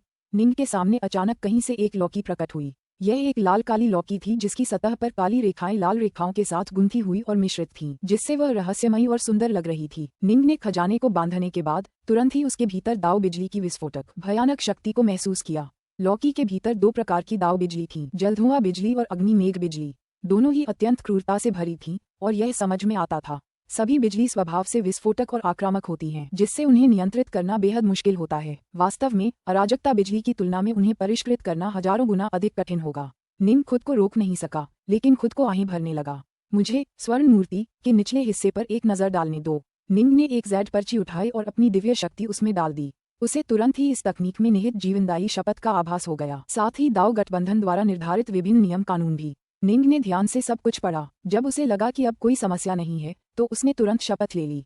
तुरंत ही स्वर्ण मूर्ति के निचले हिस्से के बारे में जानकारी निंग के दिमाग में भरने लगी। 3 दिन बाद तुम जा रहे हो? डाउलॉर्ड बैडलैंड्स ने निंग की ओर देखा जो उसे सम्मान देने आया था। इस जूनियर को वास्टहेवन पैलेस लौटना होगा, निंग ने कहा। मुझे अफसोस है कि मैंने पिछले कुछ दिनों में तुम्हें इतनी बार परेशान किया, डाउलॉर्ड। ये जूनियर तुम्हारी दी हुई सारी मदद जरूर याद रखेगा। हम देर सवेर तुम्हें वास्टहेवन महल लौटना ही होगा। हालांकि मेरे बैडलैंड्स क्षेत्र से वास्टहेवन क्षेत्र तक जाना एक बहुत लंबी यात्रा है और रास्ते में तुम्हें कई खतरों और प्राचीन शक्तियों का सामना करना पड़ेगा। मेरे लिए यह अनुमान लगाना मुश्किल है कि इस यात्रा में तुम्हें किन चीजों का सामना करना पड़ेगा। डाउलॉर्ड बैडलैंड्स ने अपना सिर हिलाया। बस एक बात याद रखना, सबसे पहले सावधानी। ये जूनियर समझता है। निंग ने सिर हिलाया। वास्टहेवन महल बैडलैंड्स क्षेत्र से बहुत दूर था और यात्रा काफी जोखिम भरी थी। विश्व स्तरीय साधकों को भी ऐसी यात्रा खतरों से भरी लगेगी। फिर भी निंग को पूरा विश्वास था कि वह पहले चरण के अधिकांश संसार डाउनलॉर्ड्स से ज्यादा कमजोर नहीं है, जिसका मतलब था कि कम से कम वह इतना मजबूत तो होगा कि खुद को सुरक्षित रख सके और यात्रा में जीवित रह सके। तो फिर जाओ। डाउनलॉर्ड बैडलैंड्स ने सिर हिलाया। निंग चला गया। निंग के जाते ही डाउनलॉर्ड बैडलैंड की आंखों में एक चिंतनशील भाव था। जब वह निंग की पीठ को घूर रहा था, ड्रैगन बाइंडर ने जो कहा था उसके अनुसार जब जी निंग एक ज्येष्ठ देवता थे तो वे शक्ति में महारथी विश्व देवताओं से मुकाबला करने में सक्षम थे। उन्हें एक असाधारण प्रतिभाशाली व्यक्ति माना जा सकता है। फिर भी साधना का मार्ग अनगिनत खतरों से भरा है। मुझे आश्चर्य है कि वह अपने मार्ग पर कितनी दूर तक पहुंच पाएंगे। विलक्षण प्रतिभा, यह कोई खास मायने नहीं रखता। डाउनलॉर्ड बैडलैंड्स खुद भी एक विलक्षण प्रतिभावान व्यक्ति था और कई अराजकता चक्रों के दौरान उसने कई अन्य विलक्षण प्रतिभावान व्यक्तियों को भी देखा था। हालांकि उनमें से अधिकांश अपने रास्ते में ही मर गए। अगर जी निंग उनका अपना शिष्य होता तो शायद वह इस यात्रा में निंग के साथ क्या होगा ये जानने के लिए लगभग कोई भी कीमत चुकाने को तैयार होते, यहाँ तक कि गंभीर चोटें भी सहने को तैयार। हालांकि जी निंग तो बस वास्टहेवन पैलेस का एक शिष्य था। स्वाभाविक रूप से डाउनलॉर्ड बैडलैंड्स के लिए इस तरह निस्वार्थ भाव से कार्य करने का कोई कारण नहीं था। बैडलैंड्स एवरवर्ल्ड का स्पेस टाइम ट्रांसफर एरे। सबसे पहले हम अजूर्स्की क्षेत्र जाएंगे। निंग ने सू यूजी को स्थानांतरण सरणी में ले जाया। ये दोनों सिर्फ अपने लिए व्यू सक्रिय करने का अनुरोध कर रहे हैं। व्यू की रक्षा के लिए जिम्मेदार ज्येष्ठ देवता और अमर पितृगण सभी मन ही मन अवाक रह गए। यहाँ से अजूर्स्काई क्षेत्र की दूरी अविश्वसनीय रूप से विशाल थी। सिर्फ उन दोनों के लिए व्यू सक्रिय करने की लागत मात्र 100 बोतलें नहीं होगी, बल्कि अराजकता अमृत का एक पूरा घन होगा। फिर भी निंग को वास्तव में लागत की परवाह नहीं थी। बैडलैंड्स क्षेत्र से वास्टहेवन क्षेत्र तक जाने में उसे ज्यादा से ज्यादा लगभग 1000 क्यूब कैओस नेक्टर की कीमत चुकानी पड़ती। कई जगहें ऐसी भी थीं जहां कोई connecting space time transfer array नहीं थे। उसे अक्सर कई खतरनाक इलाकों से गुजरते हुए खुद सबसे नजदीकी एरे तक उड़ना पड़ता। बैडलैंड्स क्षेत्र। सू यूजी ने व्यू के बाहर की ओर देखा। तो मुझे सू यूजी को वास्तव में अन्य क्षेत्रों को देखने और तलाशने का मौका मिलने वाला है। अन्य क्षेत्रों से होकर यात्रा करने की क्षमता उसकी ताकत का प्रमाण थी। बैडलैंड्स क्षेत्र। निंग ने दूर ऊपर आसमान को घूरा। यही वह जगह थी जहां उसने 3 लोगों से विदा होने के बाद पहली बार शुरुआत की थी। गड़गड़ाहट, स्पेस टाइम मुड़ने और विकृत होने लगा। अंतरिक्ष और समय के ताने बाने को चीरते हुए पूरी श्रृंखला चकाचौंध कर देने वाली रोशनी से चमकने लगी और उन दोनों को स्पेस टाइम सातत्य में किसी दूरस्थ स्थान पर पहुंचा दिया। जब रोशनी फीकी पड़ गई तो दोनों आकृतियां श्रृंखला के भीतर से गायब हो गईं। पुस्तक 26, अध्याय 19, ट्राइफाउंड ग्रह। पलक झपकते ही 92 वर्ष से अधिक समय बीत गया। कियान्यून क्षेत्र एक ऐसा स्थान था जो बैडलैंड्स क्षेत्र से अविश्वसनीय रूप से दूर था। ट्राइफाउंड इस क्षेत्र के भीतर स्थित ग्रहों में से एक था और यह उन मुख्य ग्रहों में से एक था जो स्थानीय स्पेस टाइम ट्रांसफर एरे का हिस्सा थे। स्पेस टाइम ट्रांसफर एरे प्रकाश से जगमगा रहा था क्योंकि यह स्पेस टाइम को विकृत और विकृत कर रहा था। कुछ ही क्षणों बाद अचानक इसके भीतर दो आकृतियां प्रकट हुईं। पहली आकृति एक सफेद वस्त्र पहने युवक की थी जो अपनी पीठ पर तलवार लिए हुए था। दूसरी आकृति एक अग्नि वस्त्रधारी स्त्री की थी। ये दोनों जी निंग और सू यूजी थीं जो बैडलैंड्स क्षेत्र से यहाँ तक आई थीं। ट्राइफाउंड, निंग और सू यूजी दोनों संरचना से बाहर निकले और दूर तक देखने लगे। गड़गड़ाहट, दूर से पानी का एक विशाल गीजर दिखाई दे रहा था जो 30,000 मीटर ऊपर पानी का फव्वारा छोड़ रहा था। उनके ऊपर आसमान में तारे चमक रहे थे जिससे पानी इंद्रधनुषी रोशनी से जगमगा रहा था।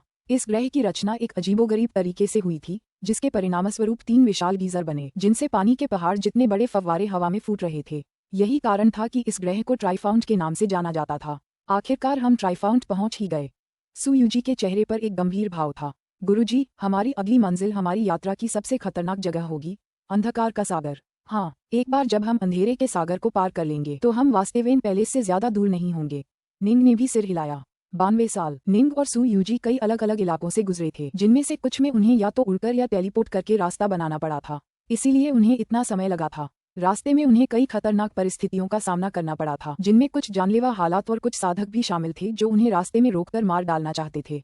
हालांकि इनमें से कोई भी परिस्थिति उन दोनों के लिए वाकई परेशानी का सबब नहीं बनी थी। उन्होंने जी निंग पर घात लगाने की हिम्मत कैसे की? वे सचमुच मौत को दावत दे रहे थे। बैडलैंड्स क्षेत्र से वास्तेवेन क्षेत्र तक की यात्रा का सबसे खतरनाक हिस्सा अंधकार सागर से होकर गुजरना है। निंग और सू यूजी एक ऊंचे पहाड़ की चोटी पर एक दूसरे के साथ खड़े थे और दूर अंतरिक्ष के शून्य की ओर देख रहे थे। निंग ने कहा, हमारी यात्रा की गति को देखते हुए मुझे लगता है कि हमें अंधकार सागर को पार करने में 8 सदियां लगेंगी। हुश हुश हुश। अचानक दूर से 3 प्रकाश किरणें उनकी ओर उड़ती हुई आईं। वे जल्द ही निंग और सू यूजी के सामने पहुंच गईं और प्रकाश किरणें 3 साधकों में बदल गईं जिनसे अत्यधिक शक्तिशाली आभा निकल रही थी। वे 2 पुरुष और 1 महिला थीं, लेकिन तीनों की आभा विश्व स्तरीय थी। साथ ही दाववादी, तीनों का नेता, एक हट्टा कट्टा आदमी, चेहरे पर मुस्कान लिए आगे बढ़ा। क्या आप लोग अंधकार सागर से गुजरने के लिए ट्राइफाउंड आए हैं? हाँ। निंग ने सिर हिलाकर मना नहीं किया। हृष्ट पुष्ट आदमी मुस्कुराया। मेरा नाम जियांग लू है। वह विश्व देवता विंग्रेस हैं, जबकि वह अराजकता अमर जलप्रपात हैं। उसके बगल में खड़े सुंदर बैंगनी वस्त्रधारी आदमी ने निंग और सू यूजी की ओर इशारा किया। साथ ही दाववादियों, विंग्रेस आपका अभिवादन करती हैं। वॉटसवेल आपको नमस्कार करता है। साथ ही दाववादियों, महिला कैउस इमोर्टल विंग्रेस की तरह ही आकर्षक थी और उसकी आभा सू यूजी की तुलना में भी अधिक आकर्षक थी। सू यूजी को आकर्षक चुंबकत्व से भरी टिमटिमाती लौ कहा जा सकता है। हालांकि वॉटसवेल नाम का ये कैउस इमोर्टल, कोमल, मुलायम पानी के एक कुंड जैसा था। मैं डार्कनॉर्थ हूँ। वह फ्लेमफेयरी है। निंग ने भी अपना पक्ष बताया। साथ ही ताओवादी फ्लेम फेयरी। उस बलवान व्यक्ति ने कहा, हमने तुम दोनों को दूर से स्पेस टाइम ट्रांसफर एरे में आते देखा। जब हमने देखा कि तुम दोनों ने यहाँ रुकने का फैसला कैसे किया तो हमें शक हुआ कि तुम शायद अंधकार सागर से होकर यात्रा करने की योजना बना रहे हो। मुझे लगता है कि तुम दोनों जानते हो कि अंधकार सागर कितना खतरनाक है और यह यात्रा भी बहुत लंबी है। ये देखते हुए कि यह यात्रा कितनी लंबी और खतरनाक है, केवल 4 या 5 विश्व स्तरीय साधकों के एक छोटे समूह के लिए इसे अकेले पार करने की कोशिश करना एक बेहद जोखिम भरा और कठिन काम है। निंग और सू यूजी दोनों ने सिर हिलाया।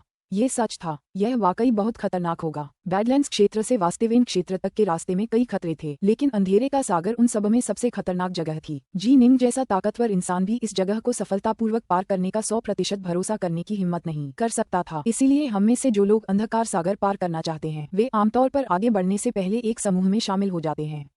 हट्टा कट्टा आदमी हंसा। हमारी फिलहाल योजना तब तक इंतजार करने की है जब तक हमारे पास कुल 99 विश्व स्तरीय साथी ताओवादी न हो जाएं, ताकि जरूरत पड़ने पर हम एक दल बना सकें। जब हमारे पास पर्याप्त लोग हो जाएंगे तो हम अंधकार सागर की ओर चल पड़ेंगे। हमारे पास पहले से ही 80 से ज्यादा साथी ताओवादी हैं और हम तीनों आप दोनों से हमारे साथ चलने का अनुरोध करने आए हैं। 99। निंग और सू यूजी ने एक दूसरे को देखा। चिंता मत करो, जब हमारे पास पर्याप्त लोग होंगे तो हम सब एक साधारण सी जीवन रक्त की शपथ लेंगे कि हमें अपने किसी भी साथी यात्री पर हमला करने की बिल्कुल भी अनुमति नहीं है। उस हट्टे कट्टे आदमी ने कहा। हम में से 99 लोग मिलकर काम करेंगे तो अंधकार सागर को पार करने की हमारी 90% से ज्यादा संभावना होगी। निंग इस आकलन से सहमत था। 99। ये देखते हुए कि यहाँ कितने विश्व स्तरीय साधक एकत्रित होंगे, उनमें से कुछ संभवतः सर्वोच्च विश्व देवता होंगे। एक बार जब वे सब एक दल में शामिल हो गए और एक दूसरे का साथ देने लगे तो वे सर्वोच्च विश्व देवता शक्ति में अरोयो के बराबर हो जाएंगे। बाकी भी ज्यादा कमजोर नहीं होंगे। एक बार जब वे सब एक साथ लड़ेंगे तो संभव है कि प्रथम चरण के संसार डाउनलॉर्ड्स को भी उनसे दूर रहना पड़े। ठीक है, निंग ने सिर हिलाया और मुस्कुराया। अभी हम दोनों इस बात को लेकर चिंतित थे कि हम अंधकार सागर को सुरक्षित रूप से कैसे पार करेंगे। अगर हम इतने सारे ताओवादियों के साथ मिलकर काम कर सकें तो ये हमारे लिए वाकई ज्यादा सुरक्षित होगा। अमर जलवे, कृपया इन दोनों साथी ताओवादियों को दूसरों के पास ले चलो, बलवान व्यक्ति ने निर्देश दिया। फिर उसने निंग की ओर देखा। भाई विंग्रेस और मुझे यहीं रुकना होगा और उन अन्य विश्व स्तरीय साधकों पर नजर रखनी होगी जिन्हें हम अपने साथ आने के लिए आमंत्रित कर सकें। आपको व्यक्तिगत रूप से विदा न कर पाने के लिए क्षमा करें। कोई जरूरत नहीं। निंग और सू यूजी ने कैओस इमोर्टल वाटरस्वल का पीछा किया और दूर उड़ गए। हमारे कई साथी ताओवादी इसी जगह के पास स्थित हैं। थोड़ी देर उड़ने के बाद वे एक समतल घास के मैदान में पहुंच गए। यहाँ कई विश्व स्तरीय साधक 2-3 लोगों के छोटे छोटे समूहों में एकत्रित थे। इस मैदान पर कुल 83 साधक स्थित थे। तुम दोनों अभी यहीं आराम कर सकते हो। जब हमारे पास कुल 99 साधक हो जाएंगे तब हम निकलेंगे। मैं अब वापस जाकर बड़े भाई जियांग लू के साथ इंतजार करूंगा। हालांकि यहाँ कई विश्व स्तरीय साधक एकत्रित हुए थे, उनमें से केवल 20 या 30% ही कियान्यून क्षेत्र से थे। बाकी सभी आसपास के प्रदेशों से थे और बहुत कम ही बैडलैंड्स क्षेत्र जैसे दूर दराज के स्थानों से थे। यहाँ ज्यादातर लोग एक दूसरे को जानते नहीं थे और न ही उन्हें एक दूसरे को जानने की जरूरत थी। अंधेरे के सागर से गुजरने के बाद वे सब अपने अपने रास्ते चले जाते थे। इस तरह वे सब 2-3 के छोटे छोटे समूहों में रहते थे और एक दूसरे से घुलते मिलते नहीं थे। तो फिर हम इंतजार करते हैं। निंग और सू यूजी कमल की मुद्रा में बैठ गए और अमर अमृत पीते हुए चुपचाप प्रतीक्षा करने लगे। प्रतीक्षा करते हुए निंग ने अवतारों की रचना करने के लिए अपनी दिव्य शक्ति की एक छोटी मात्रा लगातार भेजी, जिसे उसने मिरजनो पेंटिंग में भेजा। उसने अपने अवतारों का उपयोग करके तीनों संपदा लोकों के कुशल तलवारबाजों को बार बार चुनौती दी। सुनहरे वस्त्र पहने सम्राट, मछुआरा, हत्यारा, द्वंद्व युद्ध में ये तीनों निंग जितनी ही शक्ति का प्रयोग करते थे। ये केवल तलवारबाजी की प्रतियोगिता थी, इसलिए निंग युद्ध के लिए दिव्य शक्ति के अवतारों का उपयोग कर सकता था। निंग के असली शरीर के बारे में क्या? निंग ने अपना पूरा ध्यान स्वर्ण मूर्ति के प्रशिक्षण पर लगाया। शुरुआत में निंग ने अपने शरीर को दाव हथियार के स्तर तक उन्नत करने के लिए तुरंत 300 घनों के बराबर अराजकता रत्नों का इस्तेमाल किया। उसके बाद उसने धीरे धीरे इस तकनीक का प्रशिक्षण लेना शुरू किया और ऐसा करते समय थोड़ी मात्रा में अराजकता रत्नों का इस्तेमाल किया। अपने शरीर को उन्नत बनाने और उसे उच्च स्तरीय दाव हथियारों के बराबर बनाने में बहुत लंबा समय लगेगा। निंग को कोई जल्दी नहीं थी। धीरे धीरे काम करना ठीक था। सौभाग्यवश विश्व स्तर के साधकों की कुल संख्या 99 तक पहुंचने से पहले उन्हें ट्राइफाउंड में केवल 11 वर्ष इंतजार करना पड़ा। मेरे साथी ताओवादी विश्वदेव शियांग लू मैदानों में 90 से ज्यादा साधकों को देखकर मुस्कुराए। हमने पहले ही कुल 99 विश्व स्तरीय साधकों को इकट्ठा कर लिया है। अब समय आ गया है कि हम अंधकार सागर की ओर प्रस्थान करें। ये है गठन चक्र। प्रत्येक साधक केवल एक गठन चक्र बांध सकता है। उसके सामने कुल 98 प्रकाश चक्र प्रकट हुए। फिर वे अन्य विश्व स्तरीय साधकों की ओर उड़ चले। यह एक बेहद सरल संरचना है। इसे देखकर आपको पता चल जाएगा।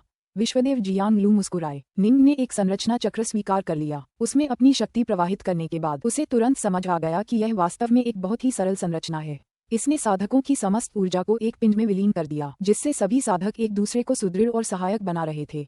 परिणामस्वरूप वे सभी और भी अधिक शक्तिशाली हो गए। वास्तव में कई ऐसी संरचनाएं थीं जो इस संरचना से ज्यादा शक्तिशाली थीं, लेकिन यहाँ मौजूद विश्व स्तरीय साधकों में से कोई भी एक दूसरे को अच्छी तरह नहीं जानता था या एक दूसरे पर भरोसा नहीं करता था। ऐसा इसलिए था क्योंकि यह संरचना इतनी सरल थी कि सभी को इसके बारे में कोई संदेह नहीं था और वे इसका उपयोग करने के लिए तैयार थे। धमाका धमाका धमाका। जैसे ही साधकों ने संरचना चक्रों को बांधा, प्रकाश की धाराएं आकाश में फैलने लगीं। प्रकाश की 99 धाराएं एक दूसरे से जुड़ गईं और सभी साधकों को संरचना की शक्ति और सामर्थ्य का आशीर्वाद प्राप्त हुआ। मैं अपनी जान की कसम खाता हूँ, मैं अपनी जान की कसम खाता हूँ, मैं अपनी जान की कसम खाता हूँ। 99 विश्व स्तरीय साधकों ने एक साथ अपनी अमर ऊर्जाएं उस शपथ शिला में प्रवाहित की जिसे वे घेरे हुए थे। जैसे ही उन्होंने जीवन रक्त की शपथ ली, वे दूसरों की शपथों का भी प्रभाव महसूस कर सके। सभी शपथें एक जैसी थीं।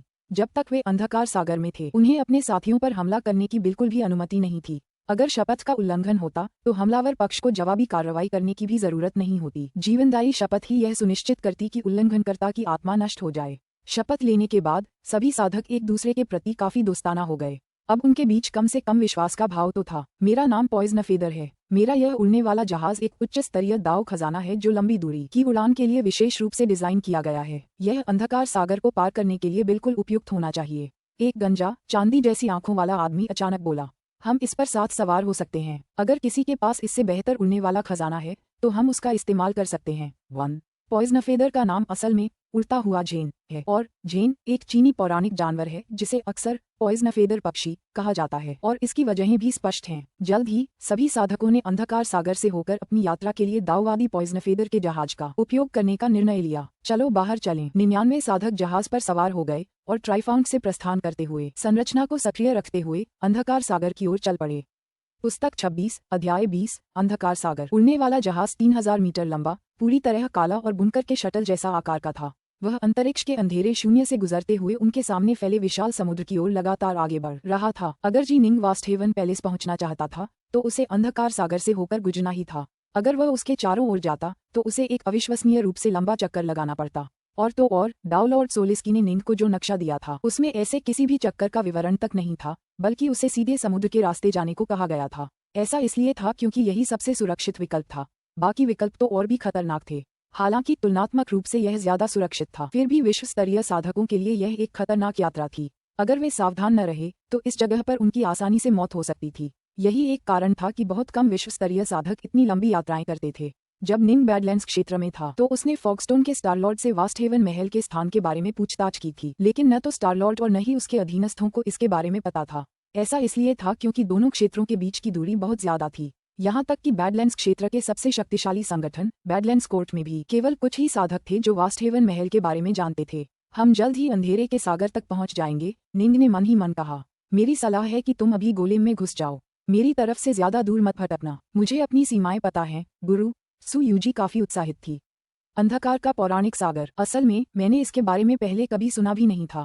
सोचिए कि मैं अभी कुछ ही देर में इसमें जाऊंगी। वाह, बैडलैंड्स क्षेत्र से वास्टहेवन क्षेत्र तक की यह यात्रा मुझे आने वाले कई सालों तक गर्व करने का मौका देगी। निंग ने हंसते हुए अपनी आंखें बंद कर ली और अपने वायलेट ज्वेल्स की तलवार नियत पर ध्यान केंद्रित किया। वह हर समय तलवार के इरादे से परिचित रहता था क्योंकि वह लगातार तलवार के दाव पर ध्यान करता था। फुश, उड़ता हुआ जहाज लगातार अंतरिक्ष के शून्य में टेलीपोर्ट होता रहा। लगभग एक दिन बाद वे अंततः अंधकार सागर की सीमा पर पहुंच गए। पूरा जहाज पूरी तरह से शांत था क्योंकि सभी 99 साधक अंतरिक्षीय अराजकता से भरे दूर समुद्र को घूर रहे थे। यहाँ तक कि समुद्र के किनारे पर भी वे अपने उड़ते हुए जहाज से टकराती अंतरिक्षीय लहरों को महसूस कर सकते थे।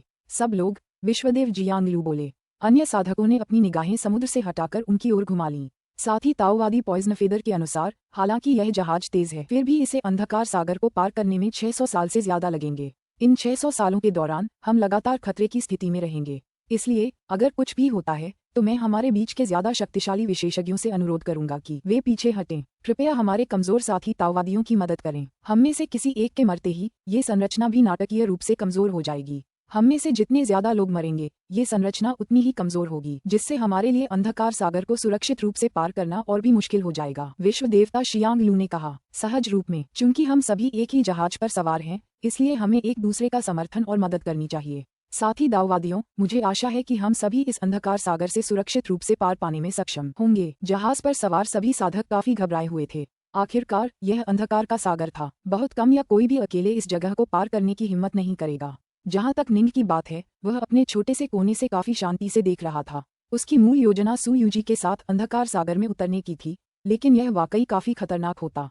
अब जबकि 99 विश्व स्तरीय साधक एकजुट हो गए थे, अगर कुछ गड़बड़ न हुई तो उनके सागर को सफलतापूर्वक पार करने की कम से कम 90% से ज्यादा संभावना थी। अगर आप निंग की वास्तविक शक्ति को ध्यान में रखें तो ये कहा जा सकता है कि उनकी सफलता लगभग निश्चित थी। धमाका, घोर अंधकार से भरा जहाज तेज गति से आगे की ओर उड़ता हुआ सीधे अंधकार सागर में जा गिरा।